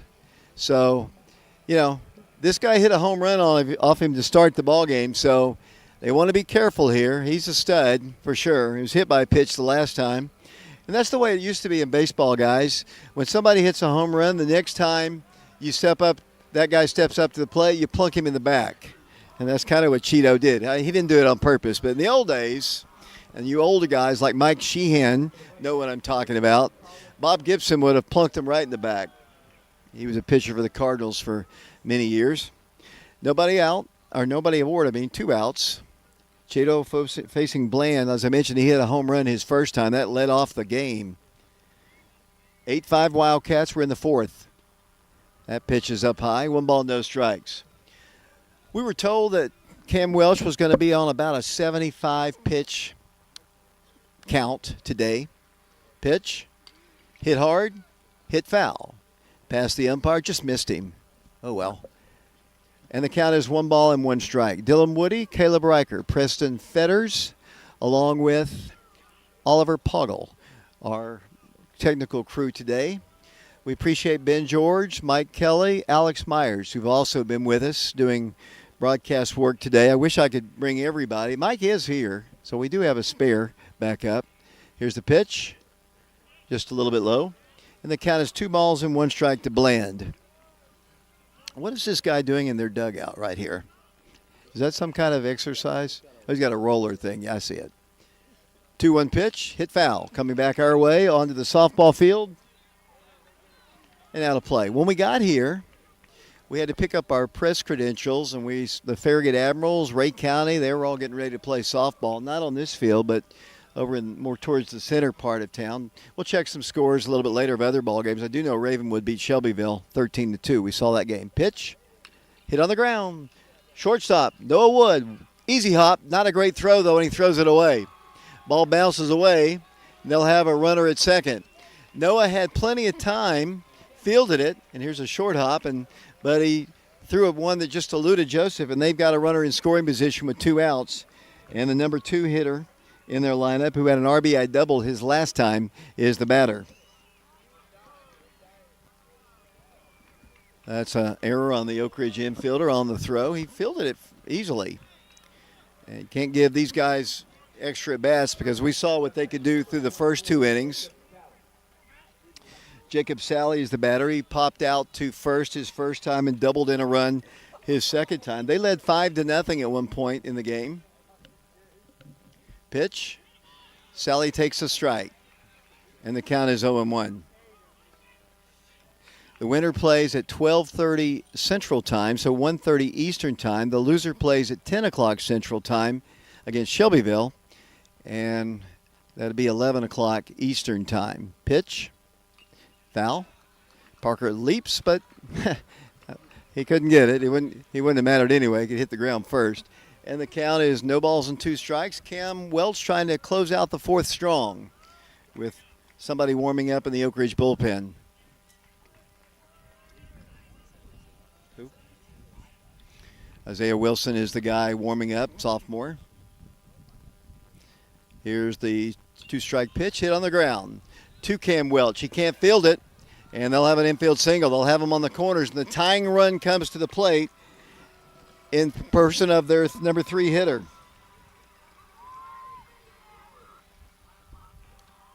So an error started this with 2 outs. Tying run comes to the plate, and this guy has been good. He has 2 doubles in the ballgame. And home run here ties the ballgame. It's 8-5. Another conversation. That's going to be it for Cam Welch. Up to 73 pitches, and that'll be the end of the day's work for the senior. We are live here at the state tournament here in Murfreesboro, Tennessee. Siegel High School, home of the Siegel Stars. The Wildcats lead the Houston Mustangs 8-5. We'll take a break. One of our sponsors, of course, this year is Mike Kelly with Betsy Coleman Realty. Appreciate him and all of our sponsors. We'll be back to Siegel in a moment. I'm Mike Kelly with Betsy Coleman Realty. I'm a proud graduate of Oak Ridge High School, class of 1982, and a member of the 1980 state championship football team. As a lifelong resident of Oak Ridge, I would love to put my knowledge of the area to work for you should you have any real estate needs. You can contact me at 865-919-5559 or at betsycolemanrealty.com. Thank you, and roll Wildcats roll.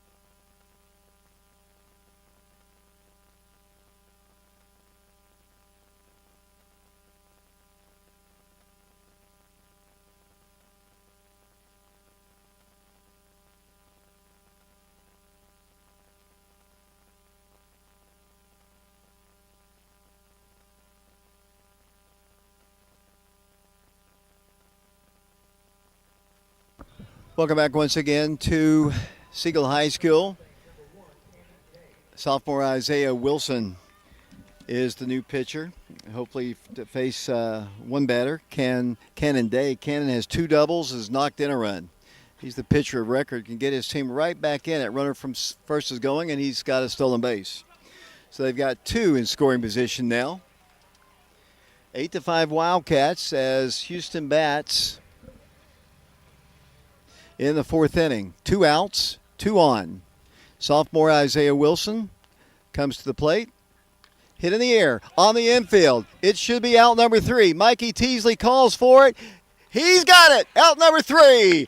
They have a couple runners stranded on the base pass. We go to the bottom of the 4th inning. Here from Siegel High School, Isaiah Wilson, the sophomore, hasn't pitched a whole lot this year, comes in and gets a big, crucial 3rd out to close down the 4th inning. We go to the bottom of the 4th inning. Let's turn the mic over to Dylan Woody, and he can tell us what's going on the chat. Thank you, David. So we actually have Braden Sharp in the chat, and we know he's he's on the crew. He used to be on the crew a little bit, Braden Sharp, and now he's balling out at Anderson County. We of course have the Fagan family watching from Amarillo, Texas. Amarillo, yep.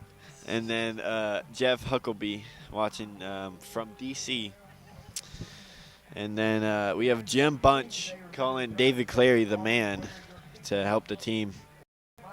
And we have the Stewart family listening from NFHS. It's an app on Roku. It's pretty cool. And that's about it, David. Thanks a lot, Dylan. We appreciate that. Wildcats on top 8-5. What a big out there, Caleb Riker, by Isaiah Wilson. Very clutch, especially coming from a sophomore, been getting put in that situation against a really good team. Clutch moments.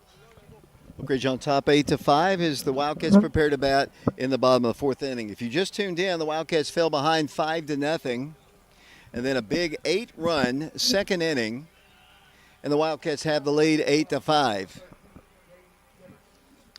Here comes hammering Jaden Cheverton to bat here. Jaden hit a home run, his first career home run in that big inning. I've lost my score sheet. We got too many papers out here. You got to help me here. I'm looking for my score sheet. There it is. And we got to get rid of some of these papers. We're gonna, if I ever had any time to quit talking, as Jaden steps in, as I mentioned, he hit a home run his last time, and he before that he walked. He scored 2 runs in the game. Came into the game, Jaden did. Very impressive sophomore campaign. Jaden came in at .343 on the season. Jaden hits the ball in the air, second base side, in shallow right field, makes the catch for out number 1. So after a lot of scoring in the first 2 innings, things have kind of calmed down. We've had some base runners, both teams have, but neither team after the 2nd inning has been able to kind of dent the scoreboard.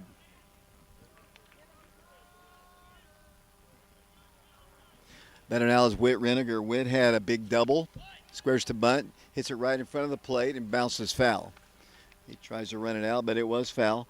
He had a big booming double off the track and off the wall. He scored a run, and he batted actually twice in that inning and reached base safely. He's been on base twice in this one. Left-handed hitting sophomore. Wildcats have a lot of youngsters playing. We just saw Isaiah Wilson, Jaden Cheverton, a sophomore, Whit Reniger, a sophomore. And he hits the ball foul territory. Catcher gives it a look, and he can't quite make the play. He was right around the netting area. He went sliding for it, but couldn't quite catch up to it. And Whit behind, no balls and 2 strikes. We got more movement in the bullpen. Isaiah might have only come in to face the 1 batter, and he got him out against a guy who had 2 doubles against Cheeto. So kudos to Isaiah Wilson. Remind me when I talked to Coach Free after the ball game about that. Pitch to Whit is cut on a miss. And that is a strikeout. And that is out number 2. Hard to get Jaden to talk. I did interview him one time. I don't remember where we were. I did interview him one time. Couldn't get him to do it at Farragut when we won the championship when he had a good game. The batter now is Noah Wood. Noah's been on base twice. Pitch is down low, a ball. 1 ball, no strikes. Thanks for listening to our broadcast. I guess we have a few people listening still. Dylan, how many do we have? A little over 150. That's pretty good. Ball hit our way. Foul. Off the foot. Ended up bouncing out towards the pitcher. That's what I get for not paying attention. I said our way, and it goes right to the pitcher.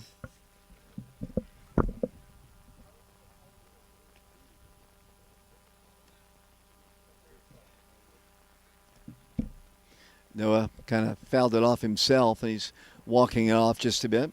Thanks for listening to our broadcast on our YouTube channel, Prep Radio. Appreciate everybody. I know Ricky Chipwood right now is listening to our broadcast. Ricky, I guess his teacher says, tell Chevy he gets extra credit in world history if he talks, okay? So when you talk to Coach Chipwood, just said that if Chevy will talk after the ball game, and we typically only talk to players if we win, so we got to hold on here. But Coach Chipwood, these guys are all about it. They'll try to get Chevy over to talk to us. Noah kind of walks it off, and he wanders back once again. 8-5 Oak Ridge on top as we broadcast here from the state tournament. My name is David Clary, along with Caleb Riker, Dylan Woody, Preston Fetters, and Oliver Poggle. That's our crew here today. Saw Michael Friels earlier. He was part of our crew 20 years ago, as he pointed out to the guys.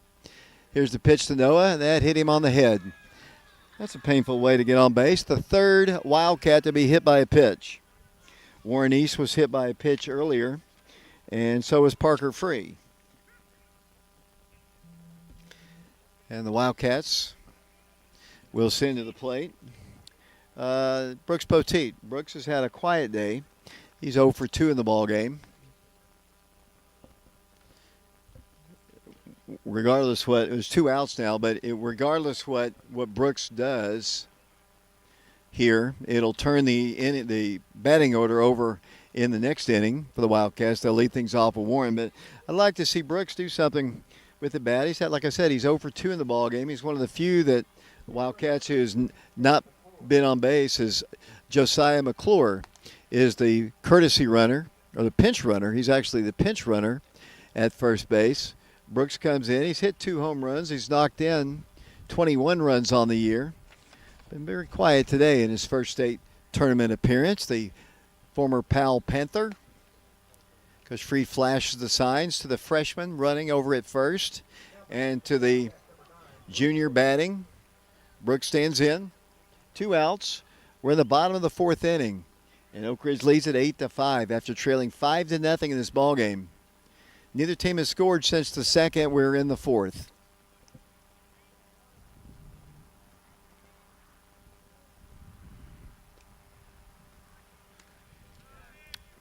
Cut on and kind of a half hack at it, and the count is 0-1.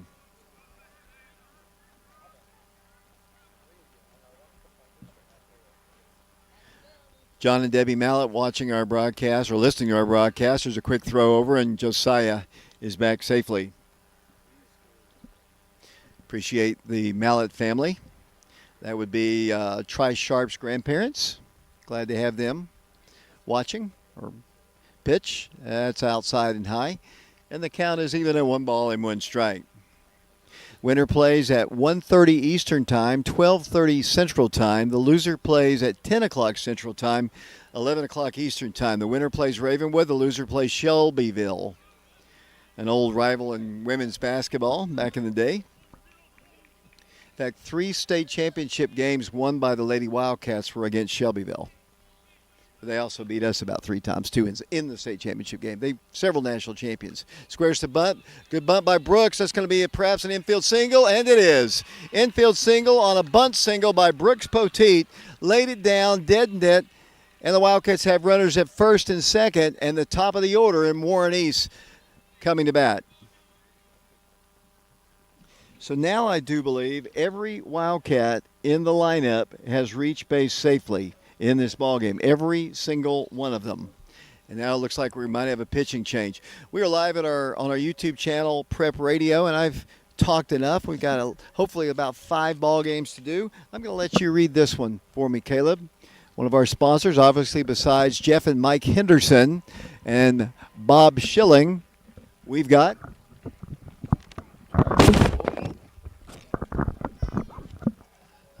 Excuse me, David just tried to kill me, but oh wow, the wind picked up too. Sorry. There's a golf tournament in Oak Ridge that's going to be benefiting the Boys and Girls Club. It'll be June 6th at the Oak Ridge Country Club for a great day of golf, food, prizes, and fun competitions like closest to the pin and longest drive. Businesses and community sponsors are invited to get involved and help support local kids. If you'd like to learn more about sponsorship opportunities or how to sign up to play, contact the Boys and Girls Club of Oak Ridge at 865-482-4433. Tee it up for a great cause at this year's Lawrence Hahn Golf Tournament on June 6th.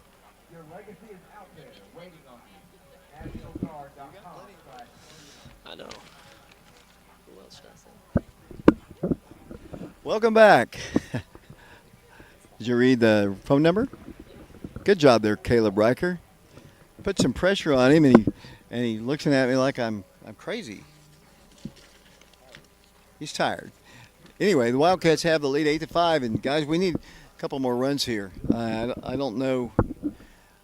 You know, a lot of baseball. As we saw Houston in the first and second innings, they just tattooed the ball all over the field. The Wildcats have now out-hit them 11-7. They've got a new pitcher in. He looks like a fastball pitcher.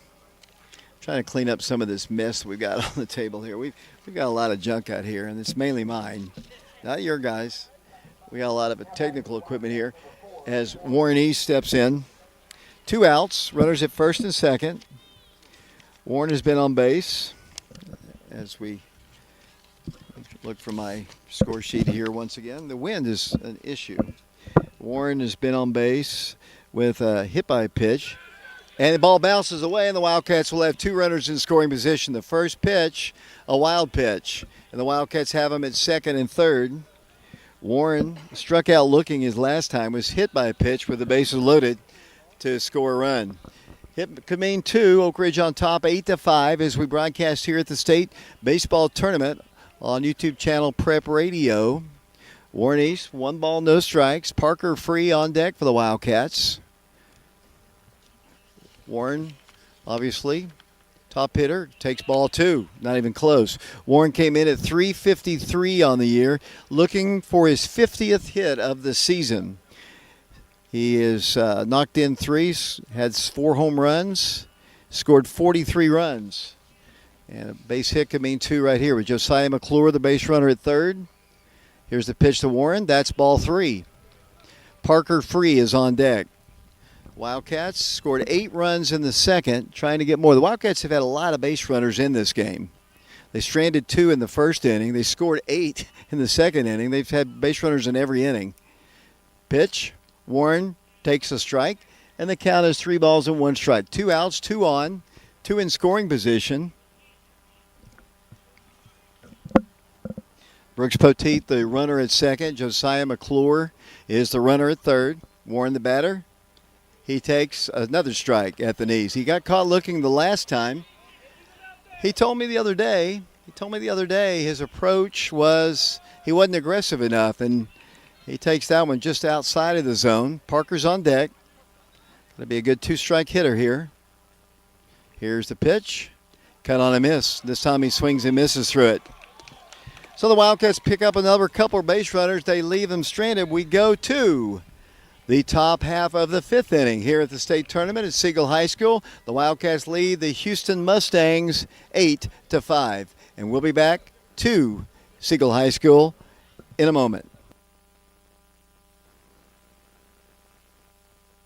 Washboard Wash and Fold offers services other laundry services can't do. Hotels, restaurants, and vacation rentals use our service for their linens, towels, etc. Our turnaround time is 24 to 48 hours, which frees up your time to attend to other business matters. Don't attempt to handle your laundry on your own when Washboard Wash and Fold is here to service your needs. Our hours are Monday through Friday, 8 a.m. to 7 p.m., Saturdays, 8 a.m. to 4 p.m., and we're closed on Sundays.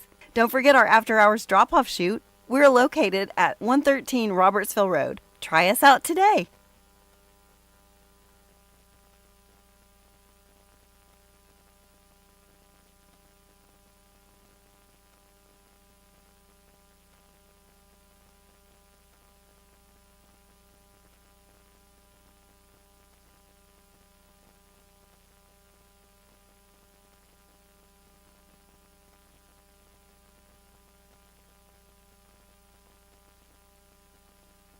Welcome back once again to Siegel High School, the TSSAA State Baseball Tournament. Oak Ridge is on top of Germantown Houston 8-5 as we go to the top of the fifth inning. That is the Houston dugout making noise. We are very adjacent to them. Isaiah Wilson comes out to begin his first full inning of work. Got the lone man he faced the first time. This will be the cleanup hitter, the 4, 5, and 6 hitters in the lineup facing the sophomore.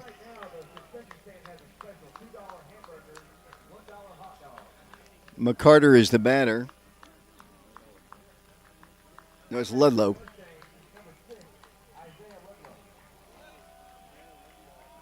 Isaiah Ludlow, the batter. Isaiah flew out to Warren East his first time and was retired as well his second. He's 0 for 2 in the ballgame. Right-handed hitter facing the sophomore. The pitch, breaking pitch, I think, comes in a little bit low, maybe a little inside. The count is 1 ball and no strikes.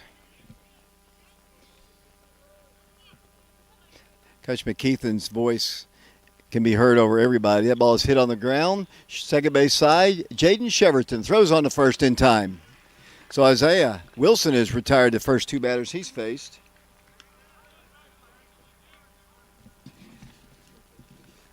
And with 1 out here in the fifth, Wildcats still have Joseph Webb.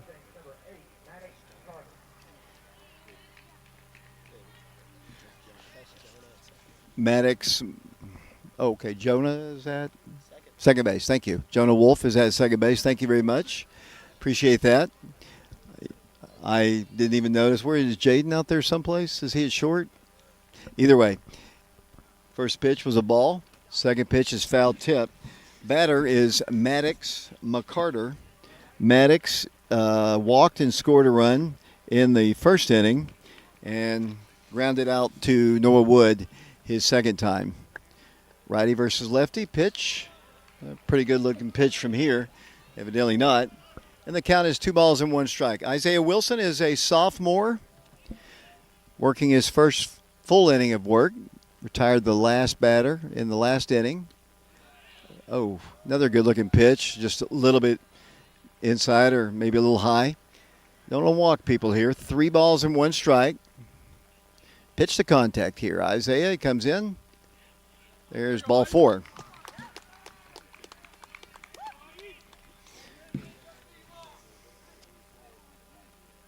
So they've got a 1-out base runner.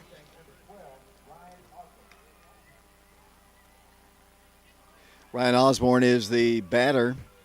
He reached on a walk in the first inning and popped out to Joseph Webb in the third inning. Quick throw over to first and back to the bag he goes. 1 out here in the top of the fifth inning, 8-5 Wildcats. State Tournament Baseball here on our YouTube channel, Prep Radio. Sponsored by Bob Schilling and Jeff and Mike Henderson. Pitch, hit foul. Over the top of the Oak Ridge dugout, which is on the first base side. Oak Ridge wearing their cardinal and white pinstripes. The Mustangs wearing their all-black jerseys, black baseball pants, black numerals with a white outline. Mike Sheehan watching our broadcast as well today.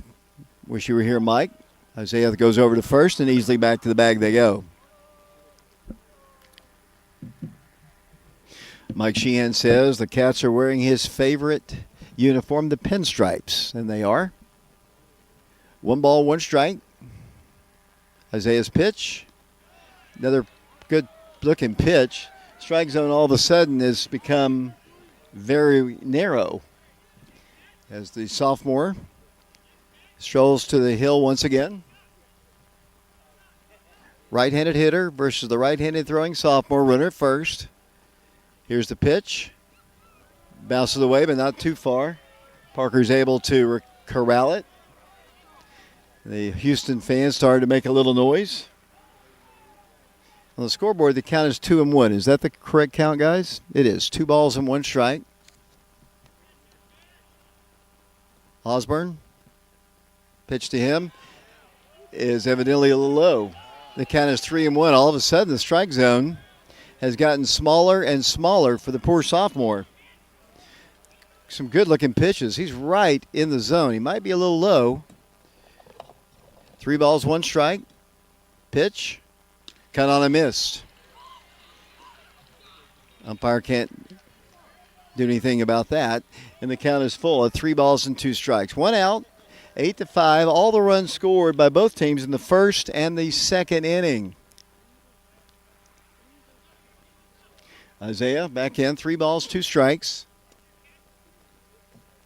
Has the sign from Parker. Pitch. Outside, ball 4. And they have runners at first and second with 1 out. Wildcats in the lead 8-5, but the tying run comes to the plate. Back-to-back walks here after easily getting the first out, and the tying run comes to the plate. In the right-handed hitting, Pena. I can't hardly read my own writing. He takes a ball down low. He is just barely missing the strike zone, but they've got a better angle than I do, so I'll of course, we can watch it on our monitor here, but 1 ball, no strikes. Isaiah comes to the plate. There's a called strike. And the count is even at 1 ball and 1 strike. He's walked 2 consecutive batters for Houston after retiring the first man with ease. 1 ball, 1 strike. Here's the pitch. Called strike 2 at the knees. Basically looking like the same area that he threw the first 2 guys that walked. A little smaller batter. He's not very tall. 1 ball, 2 strikes, 2 on, 1 out. We're in the top of the 5th inning. Timeout is asked for by the Mustang. We're live on our YouTube channel. We appreciate Bob Schilling sponsoring our broadcast today. He likes to attend most of the home ball games. Wish he was here tonight, but we appreciate him sponsoring these games along with Mike and Jeff Henderson. 1-2 pitch from Isaiah Wilson. Here it is. Ball hit on the ground. That's a base hit. Warren East has it in center, and they have scored a run. Ball is cut off. It's an RBI single. In to score run number 6, and it is 8-6, and they've got runners at first and second. Ball hit right back up the middle. Let's see if, I think that's going to be the end for the sophomore. So Isaiah has done a pretty good job. He got a big out to close out the 4th inning. A couple walks and a single, and the sophomore's day is done. We're at the state tournament at Siegel High School on our YouTube channel, Prep Radio. Thanks for watching. 8-6, Oak Ridge on top. They've got runners at first and second. We'll be back following the pitching change right after this.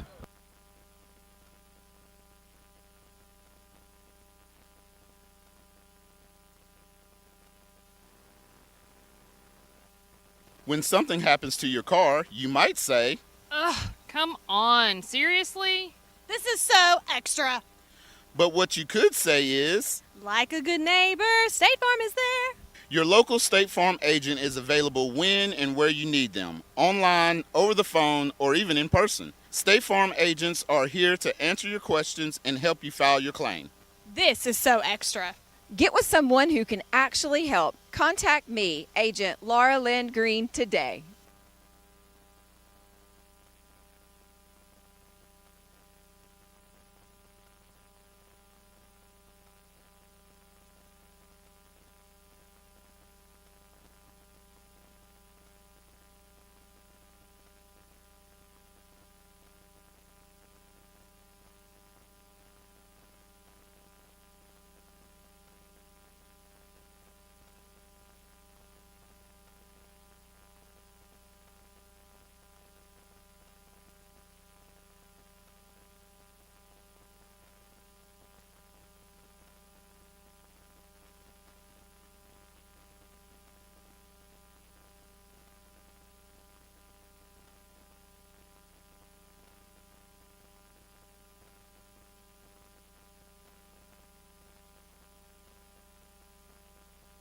Welcome back once again to Siegel High School. The Wildcats on top, 8-6 here in the fifth inning. Tri Sharp will be the third pitcher used.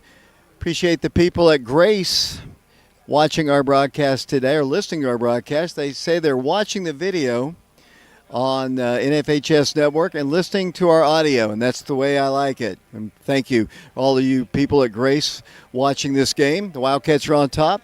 Tri Sharp will come into a tough situation with 2 on and 1 out. Appreciate Tina and Jim Trent watching our broadcast. Nancy Wexler and Pam Taylor watching our broadcast as well. Trice, the side-arming senior, comes to the plate, and he hits him. Not a good start for Trice. First pitch, and they've got the bases loaded.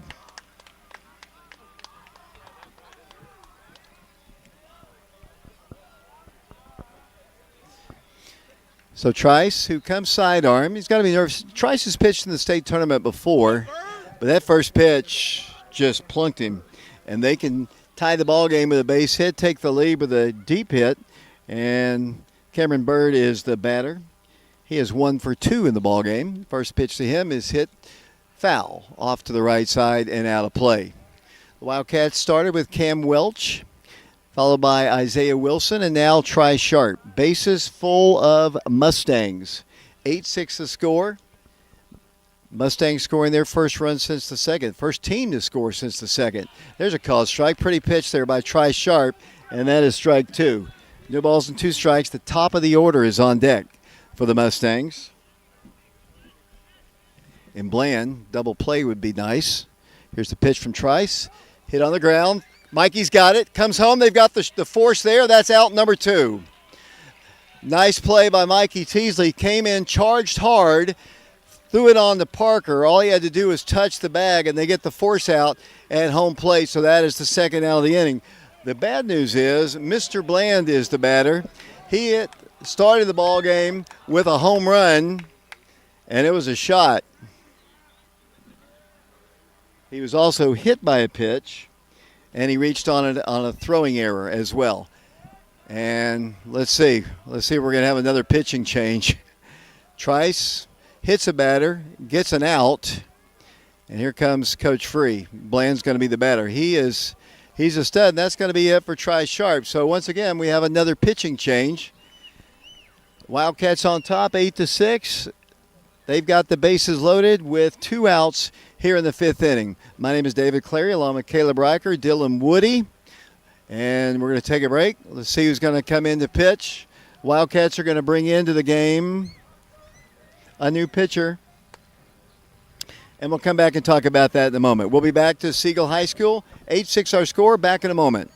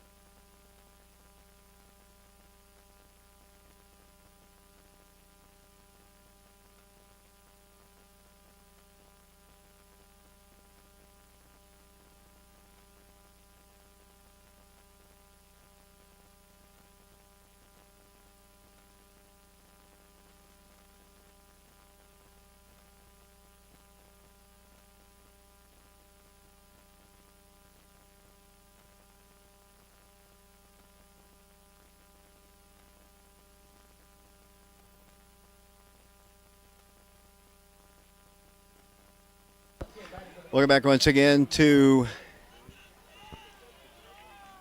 Siegel High School. Mustangs have the bases loaded. And a guy who led off the game with a home run's the batter, and he's got some major power. He's got some major commitment as well for his college. Jaden Cheverton, the new pitcher, and the pitch is up high a ball. Wildcats have used a senior, then a sophomore, then a senior, and another sophomore pitching. 1 ball, no strikes. Chevy hit a home run earlier in the ball game, trying to get together with his catcher Parker Free. 1 ball, no strikes, having trouble getting together. Jaden Cheverton hit a 2-run home run in this ball game. Parker Free, the junior catcher, talking to him. Mikey Teasley's at third base. Noah Woods at short. I guess that's still Jonah Wolf at second base. Joseph Webb is the first baseman. Carson Fagan is in left. Warren East is in center. The right fielder is Brooks Poteet. This guy is going to Vanderbilt batting. Bases loaded. The pitch. A little low. 2 balls and no strikes.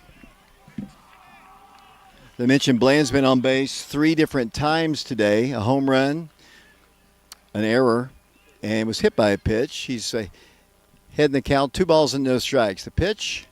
There's a called strike. Good pitch there by Chevy. And the count is 2 balls and 1 strike. 8-6 Wildcats getting a little dicey here at Siegel High School, the state baseball tournament. Jaden Cheverton, 2 balls and 1 strike to Bland. Pitch. Ball 3. 1 pitch away from walking in a run. Wildcats have had a lot of base runners, haven't scored since they scored the 8 runs in the second inning. Need to get the offense going again. The Mustangs trying to regain the lead. 2 outs, 3 balls, 1 strike to Bland. Here's the pitch. Ball 4, and it's a 1-run game.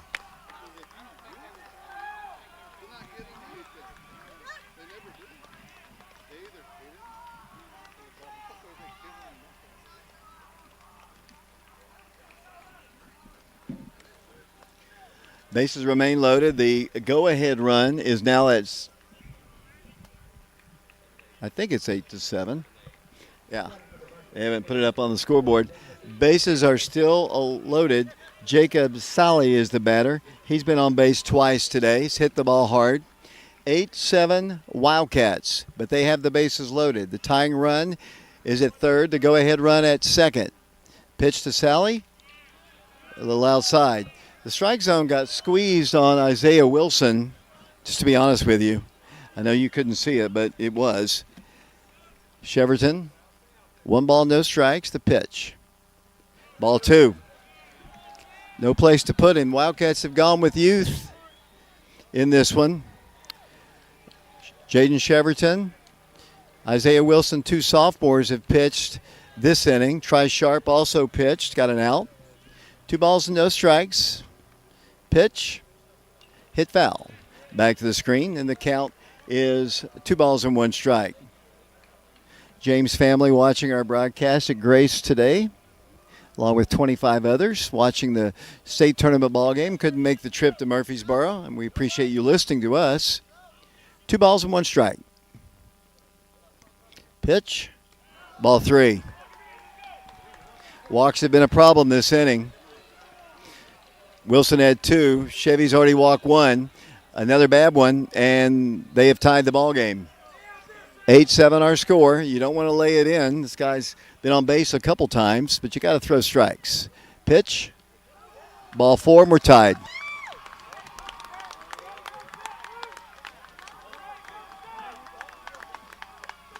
Eight our score. Mikey Teasley pacing out at third. Bases are loaded. We're going to get some more movement in the bullpen. You got a lot of nerds. You got a lot of young guys participating in their first state tournament games. Isaiah Wilson and Chevy. Here's the pitch. Hit on the ground. Second base side. Got to cover the bag. They do, and the out is recorded for out number 3. So, could have been a lot worse than that. The ball was fielded by Jonah Wolf. No, actually, it's fielded by Joseph Webb. He flipped it on to Jaden Cheverton for the out, and that is the third out of the inning. But the Mustangs score 3 times, and they tie the ball game. We go to the bottom half of the 5th inning at the state tournament. 8-8 our ball game. We'll be back to Siegel in a moment.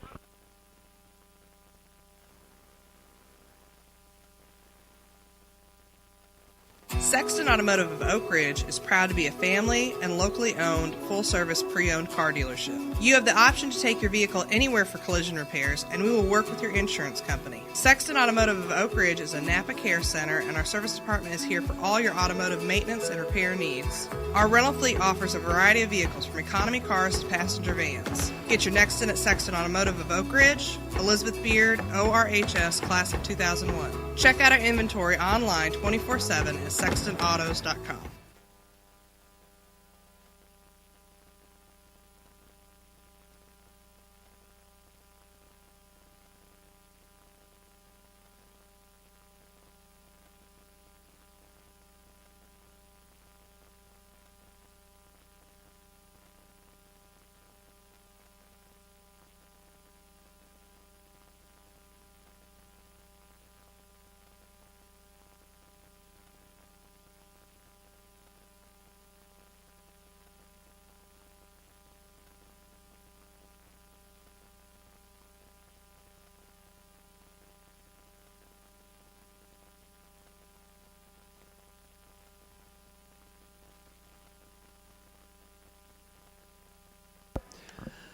We are back here at Siegel High School, the state baseball tournament. 2 really good teams battling it out here. Got Ashley and James Branson listening to our broadcast now. Appreciate them listening to our broadcast. Ashley says she's listening from the couch. We're listening in some really hard metal chairs as Parker Free steps up for the Wildcats. Parker was hit by a pitch his last time, reached on a fielder's choice with the bases loaded, and which resulted in a run, and he had an infield single. 8-8 our score as we play here in the bottom of the 5th inning. Isaiah Wilson did pitch a little bit last year in the state tournament. Parker takes a strike. You know, the strike zone when Isaiah was pitching, to me, he was just very narrow. And I felt bad for him because he was really throwing good pitches. Here's the pitch to Parker. He takes a ball down low. They ask for help. They say he did not go. And the count is 2 balls and 1 strike. Nobody on, nobody out. The Wildcats batting in the 5th inning in an 8-8 ball game. The winner to play Ravenwood. Parker hits the ball hard to the shortstop. He boots it. Has time. Throws him out. Ball was hit hard. Pena fielded it. It dropped right at his feet. Parker, not the swiftest, was able to beat out an infield single earlier, but he couldn't beat that one out, and that's out number 1. Here comes Mikey Teasley, and Mikey's had himself a very fine ball game. Mikey has 3 hits, a double, 2 singles. He has knocked in 2, and he has scored a run.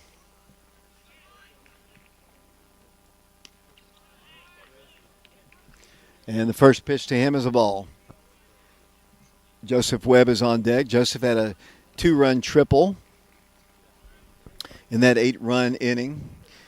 Houston's runs this inning, the first ones we've seen since the 2nd inning, as Mikey takes one down low in the strike zone. 2 balls and no strikes. Wildcats have used 4 different pitchers. The Mustangs, this is their 2nd pitcher. Pitch to Mikey, cut on a missed. And the count is 2 balls and 1 strike. 1 out here in the 5th. Wildcats and Mustangs tied at 8. Wildcats using their pitching a little bit sparingly. Pachito did get about 73 pitches. Mikey back in, 2-1 pitch, hit hard. Off the third baseman's glove, that's going to be another hit. Ball was rocketed down the third base line, and Mikey's heading towards second, and he's there. He's there. He's there. The throw beat him. Mikey caught the Mustangs napping. Mikey took the extra base, and these Houston fans not too happy about it. The throw did beat him for sure, but I think the tag got underneath. Of course, I'm biased.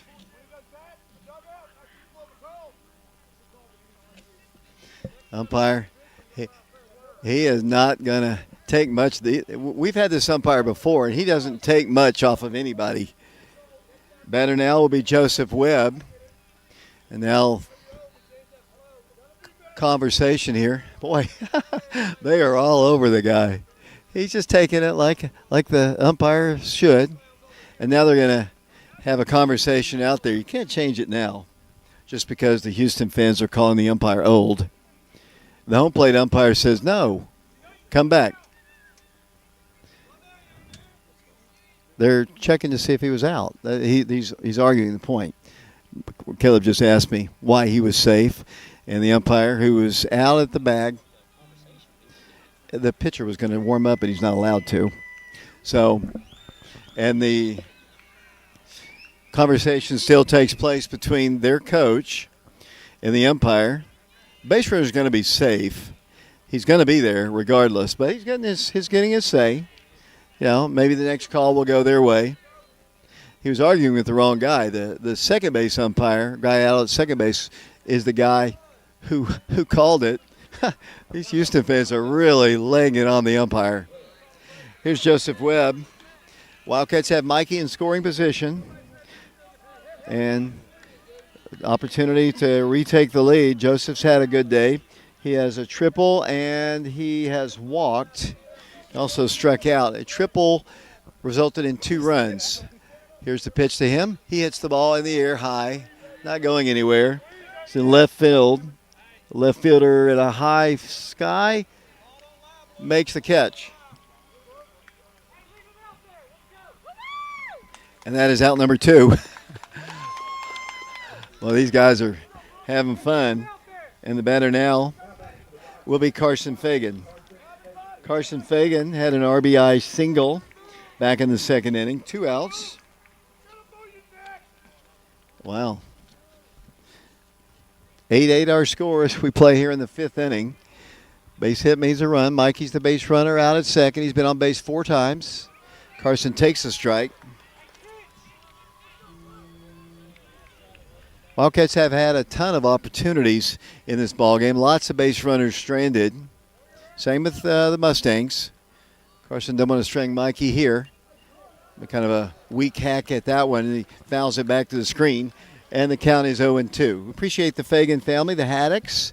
Appreciate all the people who have helped us. Mike and Jeff Henderson, Bob Schilling, Greenlees, the East, and obviously many others who've helped us. They didn't want their names on. Pitcher kind of fakes the throw back to second, and Mikey's back. Houston fans were still not happy about that call. I don't know. You all can't see it. We can't play it for you. Don't know whether he was safe or out. I thought the throw did beat him, but I think Mikey got under the tag. That's what I saw, but I'm very biased. Carson takes one down in the dirt, and the count is 1-2. We could have some fisticuffs over here. Dylan, you ready to take on these guys? There's about, 8 of them, and they're pretty rowdy. I don't think they're selling alcohol here, but you wouldn't know it by the way they're acting to our right. 1-2 pitch to Carson Fagan. Here it is. He hits the ball softly to the first baseman. The second baseman makes the catch. That is out number 3. So the Wildcats pick up a base hit. They leave him stranded. We go to the top of the 6th inning in an 8-8 ball game. I think he might be. Anyway, 8-8 our score. We are live on our YouTube channel, just the audio only. Appreciate Bob Schilling for sponsoring our broadcast today, along with Mike and Jeff Henderson. They're sponsoring the entire tournament. Laura Lynn Green with State Farm Insurance, the Oak Ridge class of 1989. Sexton Automotive of Oak Ridge, Todd Fox and the Fox Insurance Group. East Tennessee Spine and Sport, Mike Kelly with Betsy Coleman Realty. The Fagan family, the Haddock family, Ed Hudson, Douglas Greenlee, John and Jane East, Bob Schilling, Mike and Jeff Henderson. And we've had others who have stepped up, and some have given money to the baseball program. We've got a lot of people listening to our broadcast, and we appreciate it. This is about the 41st game that we have streamed. That's got to be an all-time record. Well, streaming for sure it is, but I did some baseball games way back in the 90s. I know, guys, I'm old. Back in the 90s, but we did on the radio, but we didn't stream back then. technology I don't think was invented at that point. But we've done over 40 games, and our sponsors have been with us, and we appreciate all of you who've watched our games. I'm going to turn off my mic. 8-8 our score. We'll be back in a moment.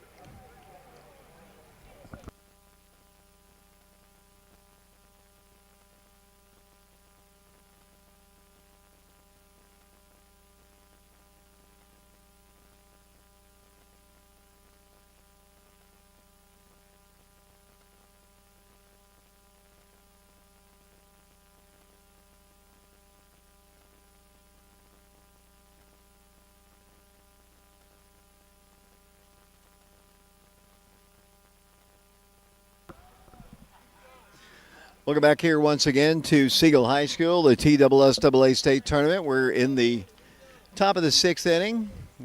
The umpire just warned the Houston adults over here to our right. There's a called strike. Is that Chevy still out there pitching? Ludlow's the batter, right-handed hitter. Pitch to him is outside the ball. Ludlow today, let's see, he is flied out and he's grounded out. He bats from the right side against the sophomore Jaden Cheverton. And the pitch, down low a ball, 2 balls and no strikes. The Wildcats started with Cam Welch. He gave up the first 5 runs. And then the Wildcats went to Isaiah Wilson, then to Tri Sharp, and now to Jaden Cheverton. 2 balls and 1 strike. Pitch to Ludlow. There's a called strike. That evens the count at 2 balls and 2 strikes. We're on the Houston side, so we got to be a little bit more careful than normal. 2 balls and 2 strikes. Jaden Cheverton has the sign from Parker, the 2-2 pitch. Hit well. Left field, left center field. Warren East makes a fantastic play. Warren East makes his play, and I see these guys from Houston, they took their hat and bowed to him. Warren East, what did I say? 3/4 of the world covered. He is the ocean. Warren East, a diving catch out in left center field. I wish you could have seen it. He's made spectacular catches in his career. This one tops them all. Just a beautiful play. The ball was smoked, and a nice play by Warren out in center field. There's a called strike.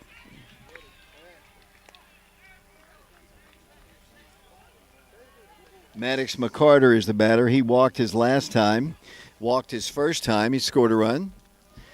Takes the ball there, and the count is even at 1 ball and 1 strike.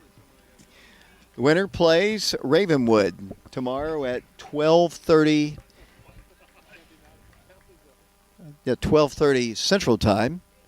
That pitch is up high, and the count is 2 balls and 1 strike. The loser plays at 10 o'clock Central Time against Shelbyville. The winner plays Ravenwood. 8-8 our score. 1 out here in the 6th.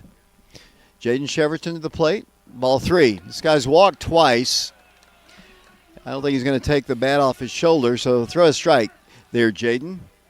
8-8 the score. Left-handed hitter facing the sophomore right-handed throwing Jaden Cheverton. Here's the pitch. Cut on and missed. 3 balls and 2 strikes. I do believe these Houston fans, and they're not bothering us, but I do believe they might have stopped off at the pub before the game. 3 balls and 2 strikes. Here's the pitch. Hit foul over our way. Off the railing to our right. And the count remains full. 1 out here in the 6th. Wildcats are the home team. We're in the top of the 6th inning. And nobody's keeping up with the scoreboard. 3 balls and 2 strikes. The pitch hit foul again our way. And over the top, and that would be a home run on the softball field. And the count is remaining full at 3 balls and 2 strikes. Houston doing the tomahawk chop. They're the Mustangs. Vols and Braves won today. 3-2 pitch. Hit our way again. Almost in the same spot. Staying alive. Late on the swing. Doing a good job. Like I said, he's walked twice. Worked some pretty good counts. He represents the go-ahead run if he can get on base. Jaden has the sign from Parker free, the 3-2 pitch. That's a high one, a little out of the strike zone, and that's ball 4.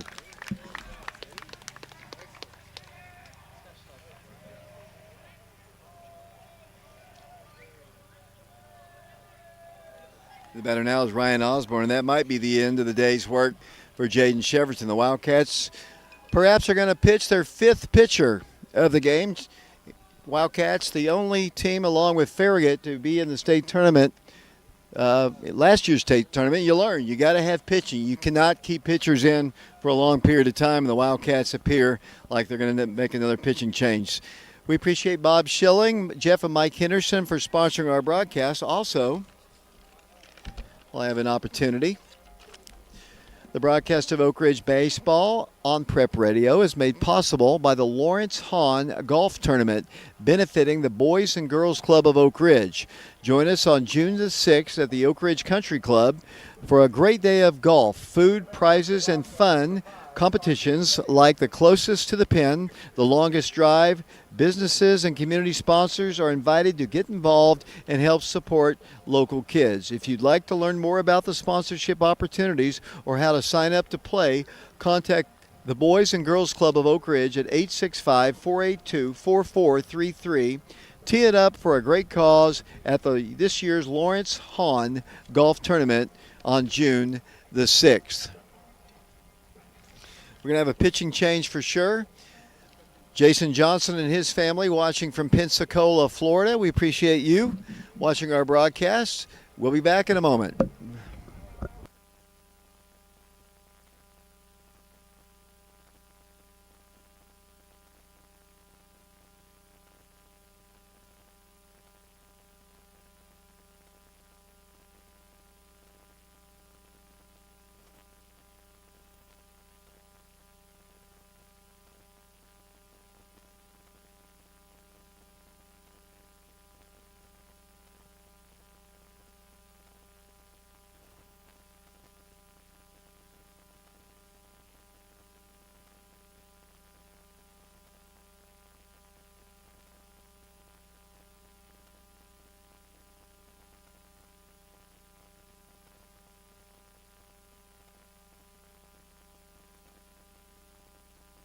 Welcome back once again to Siegel High School, the TSSAA State Baseball Tournament. Oak Ridge and the Mustangs of Houston High School out of Germantown, Tennessee are tied at 8. Carson Fagan is your new pitcher. Carson's been used in a variety of roles. Mainly, he has been the closer for the Wildcats. Doesn't usually come in the 6th, but they've got the go-ahead run at first base. Ryan Osborne is the batter. They've got a runner at first. 1 out. We're in the 6th. Carson comes to the plate, pitches up high. Walks have been a problem for the Wildcat hurlers. Oak Ridge has issued several walks in this one, especially in the last inning when they scored the 3 runs to tie it. Carson, here's a quick throw to first, and back to the bag safely goes the base runner. Appreciate all of you watching our broadcast today. Congratulations to Denard Bertram being named the head basketball coach at Oak Ridge. Carson's pitch way outside. 2 balls and no strikes. You got to be amped up when you come into a state tournament game, and we've seen all the pitchers who have come in have been a little wild when they first come in. Carson throws a fastball. Throws hard. Runner at first. Not going. Pitch.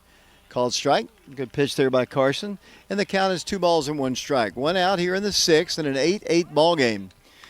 We appreciate all of you listening to our broadcast. Wish we could do the live video. We are recording it. 2-1 pitch. Ball 3. You don't want to put the go-ahead run in scoring position. Pitch to contact. Carson. You can probably hear these Houston fans. 3 balls, 1 strike, the pitch. Foul tip, and the count is full. 3 balls and 2 strikes. There must be a local watering hole around here someplace for these Houston fans to have attended before. These guys to our right. There's some older gentlemen. They're adult men to our right. 3 balls and 2 strikes, the pitch. Called strike 3. Go sit down. That's out number 2. Carson Fagan strikes out. Kind of a low pitch right at his knees, borderline. Isaiah wasn't getting that call, but Carson got it there, and that's out number 2. And here comes Pena. Pena reached on a single his last time. He struck out in the 3rd inning and an RBI in the 1st inning. Carson's pitch is another called strike, and the count is 0-1. We're in the top of the 6th inning. You play 7 in high school ball. The winner to play Ravenwood, the loser to play Shelbyville. No balls and 1 strike. The pitch, cut on a miss. Carson ahead now, no balls and 2 strikes. Wildcats using their 5th pitcher. Keith Hyatt's watching our broadcast now. Thank you, Keith, longtime Oak Ridge supporter. Quick throw over to first and being held on. The second baseman for the Wildcats, is that still Jonah Wolf at second? Noah Wood at short. Help me, guys. Is that still Jonah at second base? Or is that Chevy? Yeah, it's hard to see. Runner going. Pitch. The ball. Here's Parker's throw. And not in time. That's a stolen base. Jaden Cheverton is playing second base. We're on the Houston side. You can probably tell they're all around us. We got the nice fans behind us. They're more rowdy fans in front of us. Tying run scored in the last inning. The go-ahead run is at second base. Pena the batter. 1 ball, 2 strikes. Carson Fagan checks the runner at second. Here's the 1-2 pitch. Hit foul. Off to the right, now to play. Pena stays alive at 1 ball and 2 strikes. There's 2 outs here in the 6th. Wildcats have never won an opening round ball game at the state tournament. Losses in 71, 72, 2024, and 2025. Trying to create a little history here. Carson back in, 1 ball, 2 strikes. The pitch outside, and the count is 2 balls and 2 strikes. If you just tuned in, Mikey Teasley won his 2nd consecutive Mr. Baseball award today. And he's got 4 hits today as well, so he's kind of backed it up. Carson has the sign from Parker, 2-2 pitch. That one's up high. 3 balls and 2 strikes.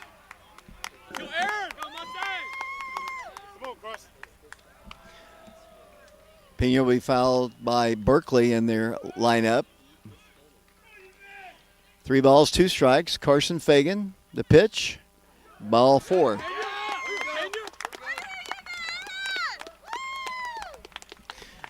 And they've got runners at first and second with 2 outs. And the catcher,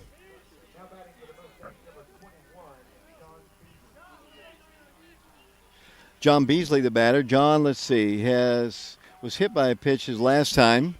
Has popped out his other time. Base hit gives them the lead. 8-8 our score. Runners at first and second. Carson comes to the plate. Cut on a missed. Kind of no balls and 1 strike. Mikey Teasley is the third baseman. Noah Wood is the shortstop. Jaden Cheverton at second. Joseph Webb at first. Carson Fagan not in left. The left fielder, I believe probably Andy Hudson. Who's the left fielder now? Andy Hudson is in left. Warren East is in center. Brooks Poteet is in right. Parker Free is behind the plate. No balls and 1 strike. Carson has the sign. The pitch. Down low, ball 2, or ball 1, down in the dirt. Good stop by Carson. Third base coach says stay put at second. Didn't bounce away too far from Parker. Right-handed hitter. Number 8 hitter in their lineup. Carson's got a 1 ball, 1 strike count. The pitch, cut on a missed. 1 ball, 2 strikes. Carson has a strikeout to his credit today. Winner to play Ravenwood, the loser to play Shelbyville. It's harder to do it out of the losers bracket. We've been there last couple years. Carson's pitch. Ball. 2 balls and 2 strikes. Carson Fagan, one of 5 seniors on the Oak Ridge team. All 5, 4 of the 5 have played. Dylan Skeen has not seen action. Carson, 2 balls, 2 strikes. The pitch. That's up high. 3 balls and 2 strikes. Mikey Teasley, Trice Sharp, Cam Welch, the others have played, the 4 seniors. Carson needs a good pitch right here. Runners at first and second, 2 outs, 3 balls, 2 strikes. Carson has the sign from Parker. And here's the 3-2 pitch. Cut on a miss. That's a swinging strikeout, and that is out number 3. Carson Fagan comes in, strikes out 2. We go to the bottom of the 6th inning. Here at Siegel, the TSSAA State Tournament, the Wildcats and the Mustangs in a good one here at Siegel High School. 8-8 our score. We'll be back to Siegel on our YouTube channel following this break. Washboard Wash and Fold offers services other laundry services can't do. Hotels, restaurants, and vacation rentals use our service for their linens, towels, etc. Our turnaround time is 24 to 48 hours, which frees up your time to attend to other business matters. Don't attempt to handle your laundry on your own when Washboard Wash and Fold is here to service your needs. Our hours are Monday through Friday, 8 a.m. to 7 p.m., Saturdays, 8 a.m. to 4 p.m., and we're closed on Sundays. Don't forget our after-hours drop-off shoot. We're located at 113 Robertsville Road. Try us out today.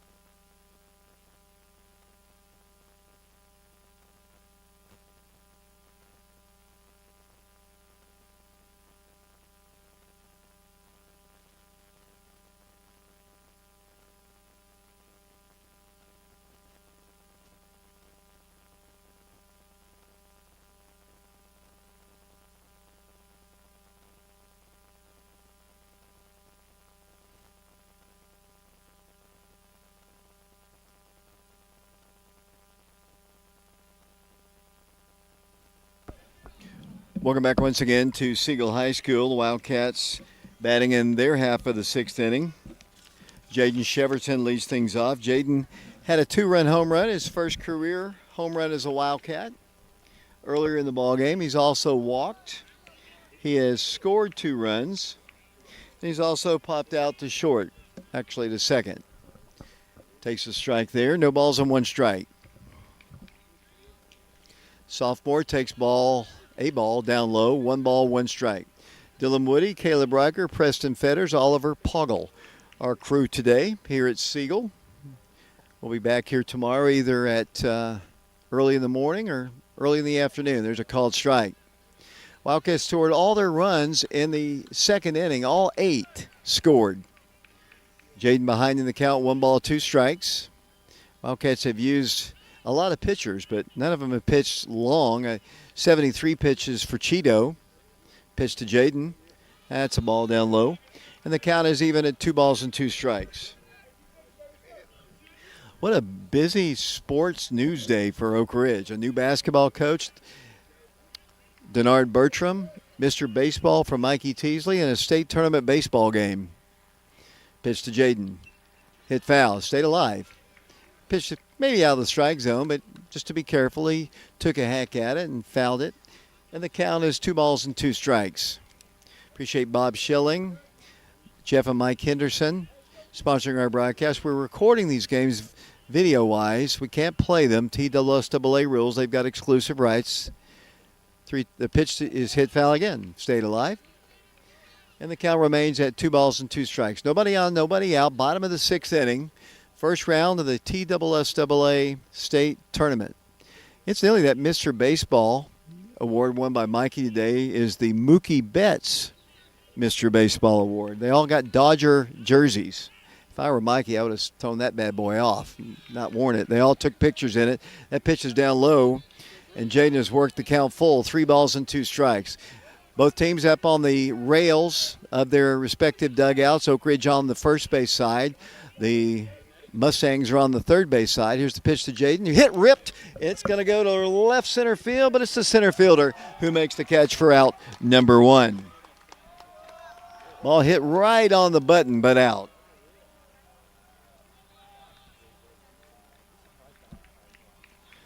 And the batter now will be Whit Reniger, I do believe. Actually, it's going to be Cam Welch hitting. Cam will get his first plate appearance. He is hitting for Whit Reniger, who actually was part of that second inning, had a double, almost hit it out of the park, did Whit. He had a double and an RBI, reached on his last time and then struck out or following that second inning. He got to bat twice in the same inning. That doesn't happen too often. Cam Batts, umpire telling the scorekeeper for Houston exactly what the change is. Cam was the starting pitcher, and the designated hitter was Whit Reniger. He was hitting for Cam, and that's why the switch is made here.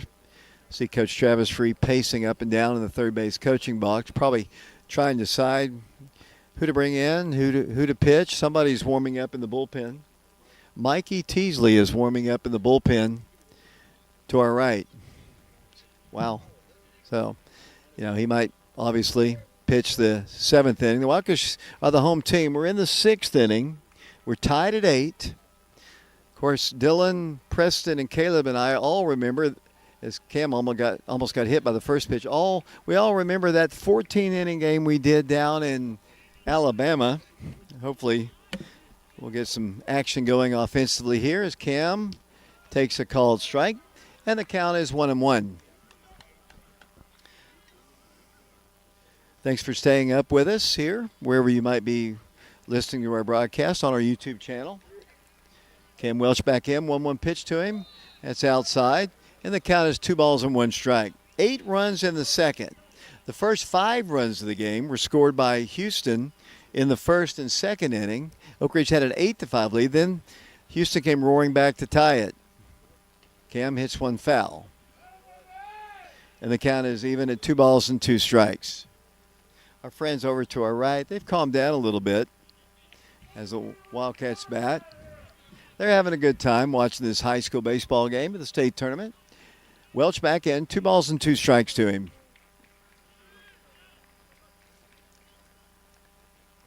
Pitch. He did swing.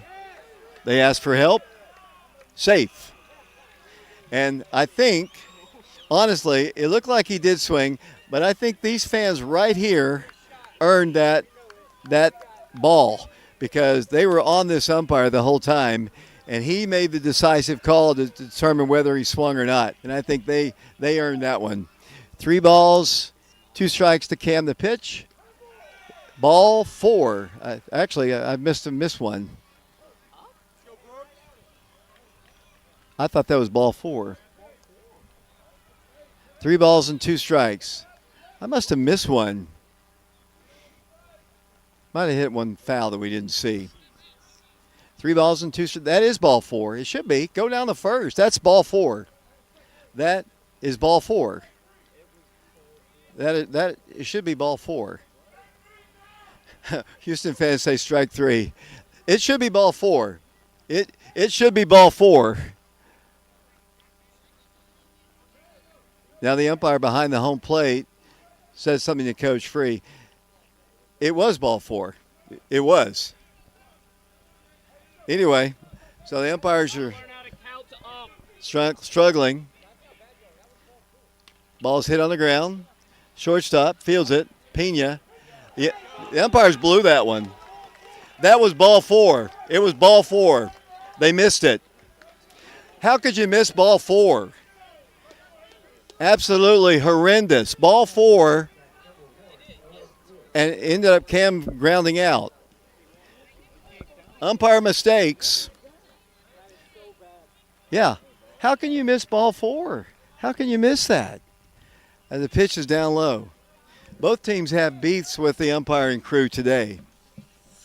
And it's actually the Houston crew is actually giving them some grief as well. Batter now is Noah Wood, and he takes the strike.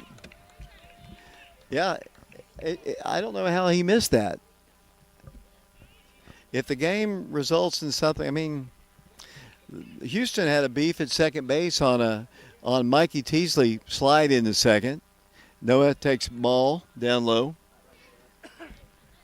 I'm surprised that Oak Ridge didn't argue initially. Coach Free didn't really argue right away. It was our Oak Ridge dugout.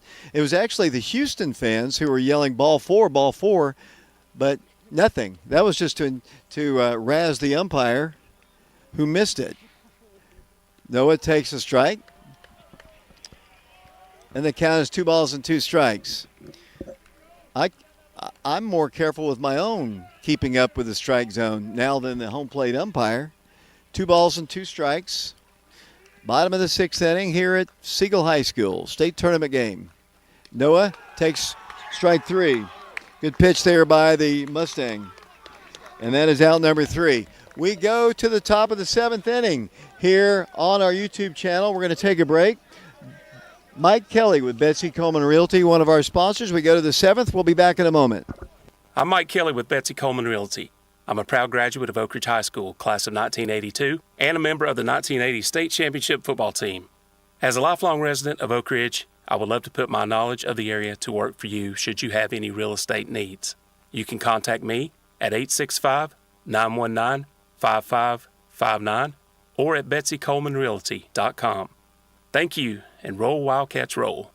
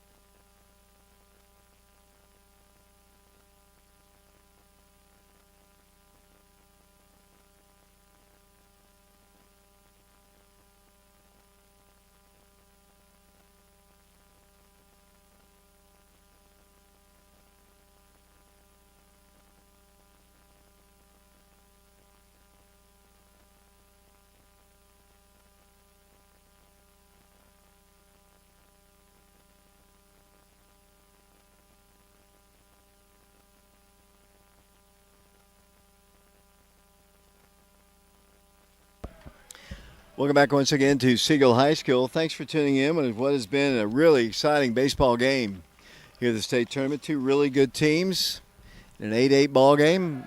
First pitch by Carson hits him. That's the go-ahead run. Cameron Bird hit by the first pitch. Carson throws in the 7th inning, and that's the go-ahead run. The umpire walks out, and the umpire knew that Carson didn't do that on purpose.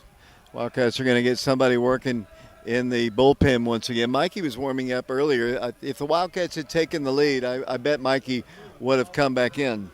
We go back to the top of the order to Bland, and he's had a good game. He is homered, hit by a pitch, reached on an error, and walked. And he takes one outside. It's number 1 hitter in their lineup. They've got a really top-heavy group of really fine hitters. Do the Mustangs. So Carson's got his work cut out for him. Runner at first, a pitch. Bounces away, and down to second he goes. They've got the go-ahead run in scoring position. Carson working his 2nd inning of relief. There is somebody warming up.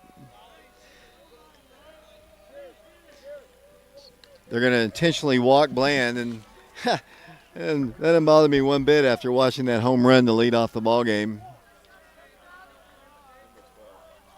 And they've got runners at first and second, so force play at third, second. And the batter will be the number 2 hitter in their lineup. All these guys can hit. We saw them score 3 runs in the first, 2 in the second. This is Jacob Sally. He has been on base 3 times in the game. Wildcats have used Cam Welch, Isaiah Wilson, Tri Sharp, Jaden Cheverton, Carson Fagan. Here's the pitch, squares to bunt, takes a strike. Good pitch there by Carson. Carson's one of the seniors. We appreciate him.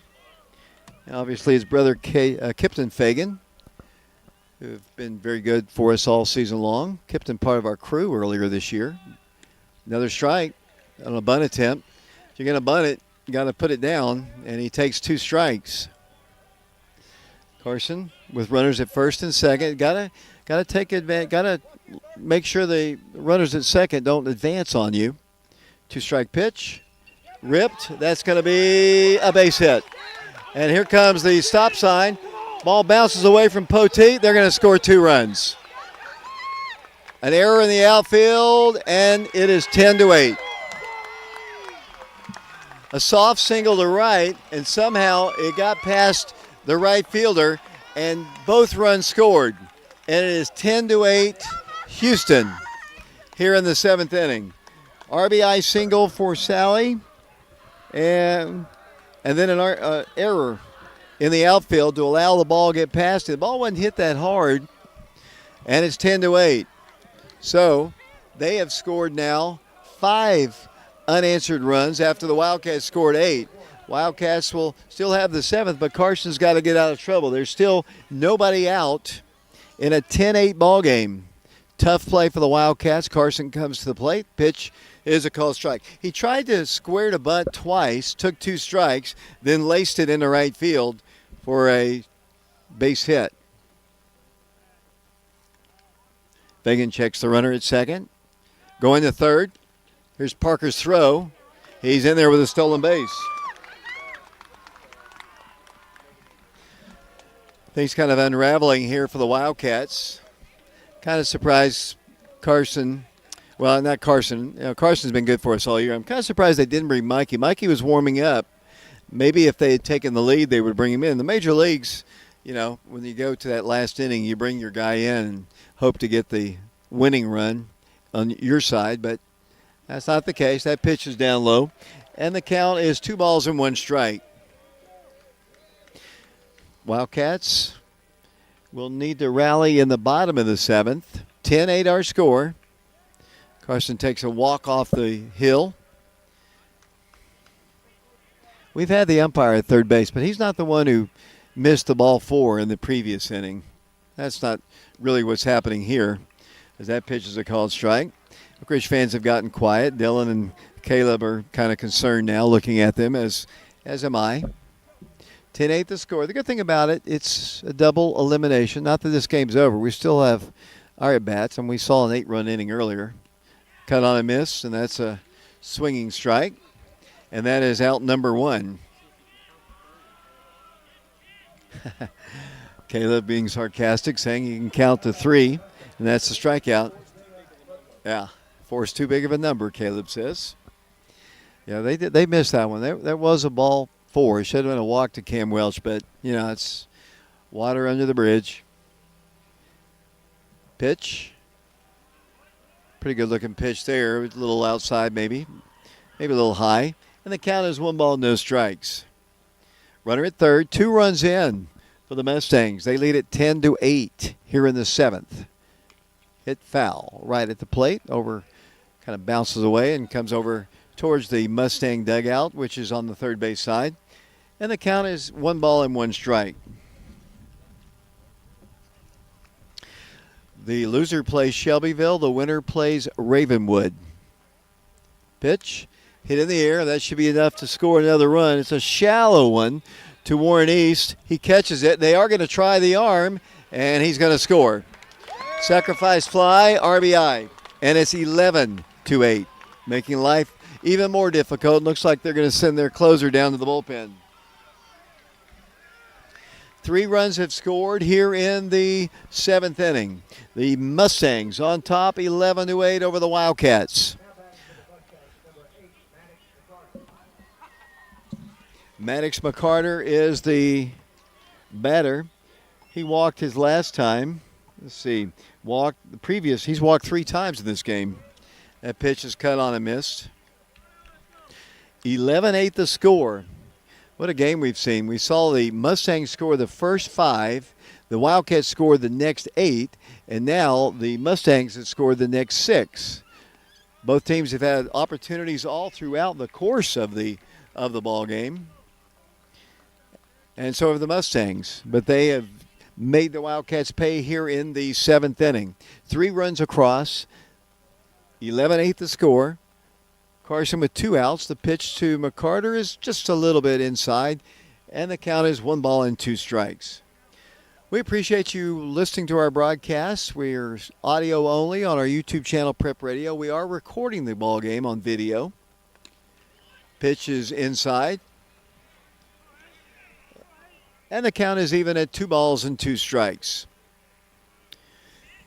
Both teams will be playing tomorrow, either Shelbyville or Ravenwood. One will be in the winner's bracket, one will be in the loser's bracket. Pitch is fouled back to the screen. Ravenwood won their ball game 13-2. Let's try to get Caleb to try CoachT.com to find out the other scores of the games going on today. Carson Fagan has the sign. 2-2 pitch. Here it comes. Inside and high. Full count. 3 balls and 2 strikes. Wildcats have used a lot of pitching. Wildcats are going to have to rally. They're going to have to start with Brooks Poteet to lead things off, and then the top of the order. There's called strike 3. Wildcats, the inning comes to a close, but a great inning for the Mustangs of Houston High School. They put 3 runs on the board, and they lead the Wildcats 11-8. This is the state tournament on Prep Radio. Thanks for tuning us in on our YouTube channel. We'll take a break. We'll be back in a moment. Washboard Wash and Fold offers services other laundry services can't do. Hotels, restaurants, and vacation rentals use our service for their linens, towels, etc. Our turnaround time is 24 to 48 hours, which frees up your time to attend to other business matters. Don't attempt to handle your laundry on your own when Washboard Wash and Fold is here to service your needs. Our hours are Monday through Friday, 8 a.m. to 7 p.m., Saturdays, 8 a.m. to 4 p.m., and we're closed on Sundays. Don't forget our after-hours drop-off shoot. We're located at 113 Robertsville Road. Try us out today.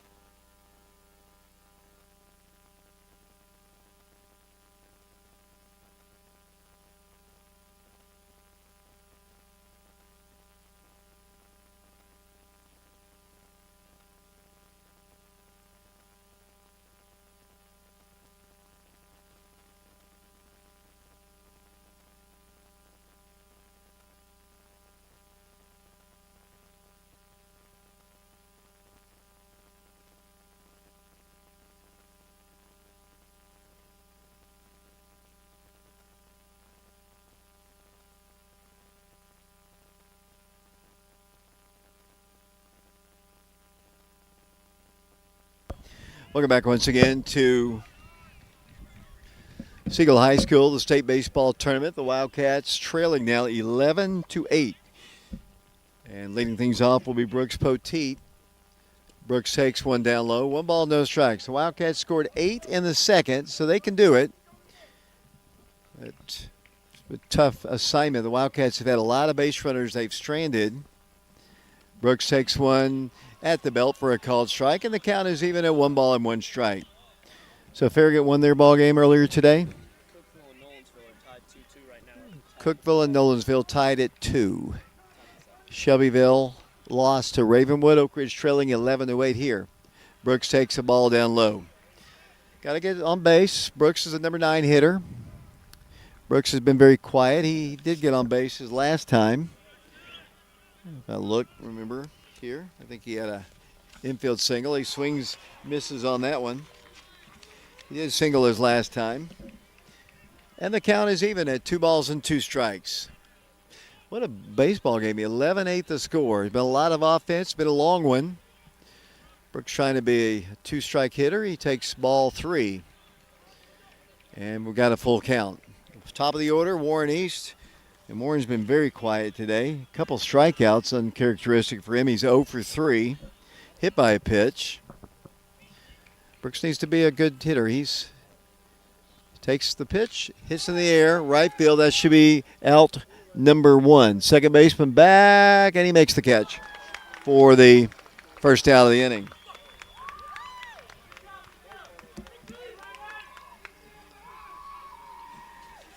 And now the batter will be Warren East. As I mentioned, Warren is 0 for 3, grounded out to second in the first inning. In the second inning, he was hit by a pitch with the bases loaded and picked up an RBI. And the last 2 times, he struck out looking and struck out swinging. Top of the order, Parker and Mikey to follow. Warren takes one down low. 1 ball, no strikes. Appreciate all of you, including Mike and Jeff Henderson, Bob Schilling, for sponsoring our broadcast, along with our seasonal sponsors and all the people who helped us in the postseason. Wildcats trying to avoid the losers bracket, but they got to rally for 3 runs. Warren fouls one back to the screen, and the count is 1 ball and 1 strike. Unfortunately, the Wildcats' history, they've never won a first-round ball game. And I was hoping today would be a different story. It still could be. We've still got time. As long as we have life, we got 2 outs to work with. Warren has a 1 ball, 1 strike count on him. The pitch to him is cut on and missed. Wildcats last year lost to Clarksville. They ended up beating Blackman and Green Hill before losing again to Clarksville. Wildcats lost to Nolensville in the first round in 2024. Warren strikes out for the 3rd time in the ballgame. That is out number 2 here in the 7th. So the Mustangs 1 out away from moving on to play Ravenwood. The Wildcats 1 out away from falling to the losers bracket to play the Shelbyville Golden Eagles. Parker Free, the batter. Parker grounded out his last time, was hit by a pitch, reached on a fielder's choice and singled. He takes a strike. A lot of twists and turns, a lot of momentum shifts in this ball game. And the last one went to the Mustangs as they score 3 in the 7th. Parker grounds the ball to Pena. He boots it, and the Wildcats have life. Parker takes a wide turn around second. And the batter will be Mikey Teasley. Mikey has 4 hits in the ball game. One was a hard hit off the third baseman's glove. That gave me a hit because the ball, he wasn't going to throw him out anyway. And then he advanced to second when the Mustangs were not paying attention. So Mikey has 3 singles, a double. He scored a run and knocked in 2. And he bats here. Wildcats have an out to play with, trailing though by 3.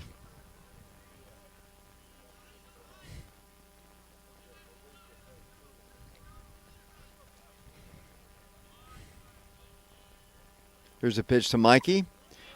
Takes one a little inside. And the count is 1 ball and no strikes.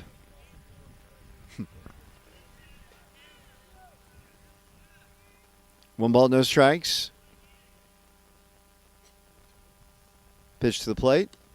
Mikey takes a high strike, a little bit above the waist. The same umpire failed to call ball 4 on a 4th ball. Little high, but that's baseball. 1 ball, 1 strike. Pitch to Mikey. Can't call that one. That's down low at the ankles. 2 balls and 1 strike. Houston on top, 11-8. Last time these 2 teams played in sports was state tournament basketball game. 2nd round, Final 4. It's the 1st round of the baseball tournament. Mikey hits the ball, another hit. Down the line, rolls to the fence. Wildcats are going to have a play at third. Here's the throw. Not in time. Mikey is 5 for 5 in the ballgame. And the tying run comes to the plate in the person of Joseph Webb. Joseph is 2nd on the team in home runs. He has 8 this season. Parker Free has 10 to lead the Wildcats. Joe in this game has a triple. He's knocked in a couple runs. Joseph has also walked. He struck out and flew out to left field. Runners at 2nd and 3rd. There are 2 outs. Joseph Webb, a long ball here, ties it at 11. Try to keep the train moving. Kipton takes his lead off of 3rd. Joe takes ball 1. Mikey, the base runner at 2nd. He is 5 for 5 in the ballgame. Any doubts that he should be Mr. Baseball? 5 for 5. That's all I can say. But we need Joseph to come forth here with a long one. He takes a ball. Kipton, you don't need to be moving. Don't want to make the third out at home. Count is 2 balls and no strikes to the Vanderbilt commit. Let's see if they go ahead and, well, they're not going to put the tying run on base, or are they? Nope. Joseph ahead in the count, 2 balls and no strikes, and what has been a great ball game if you're a fan of baseball. Lots of offense, big plays by everybody. There's a called strike.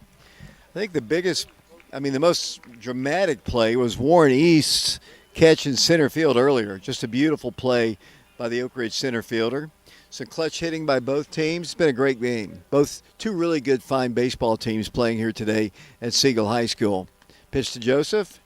Hits it foul. Wildcats down to their final strike.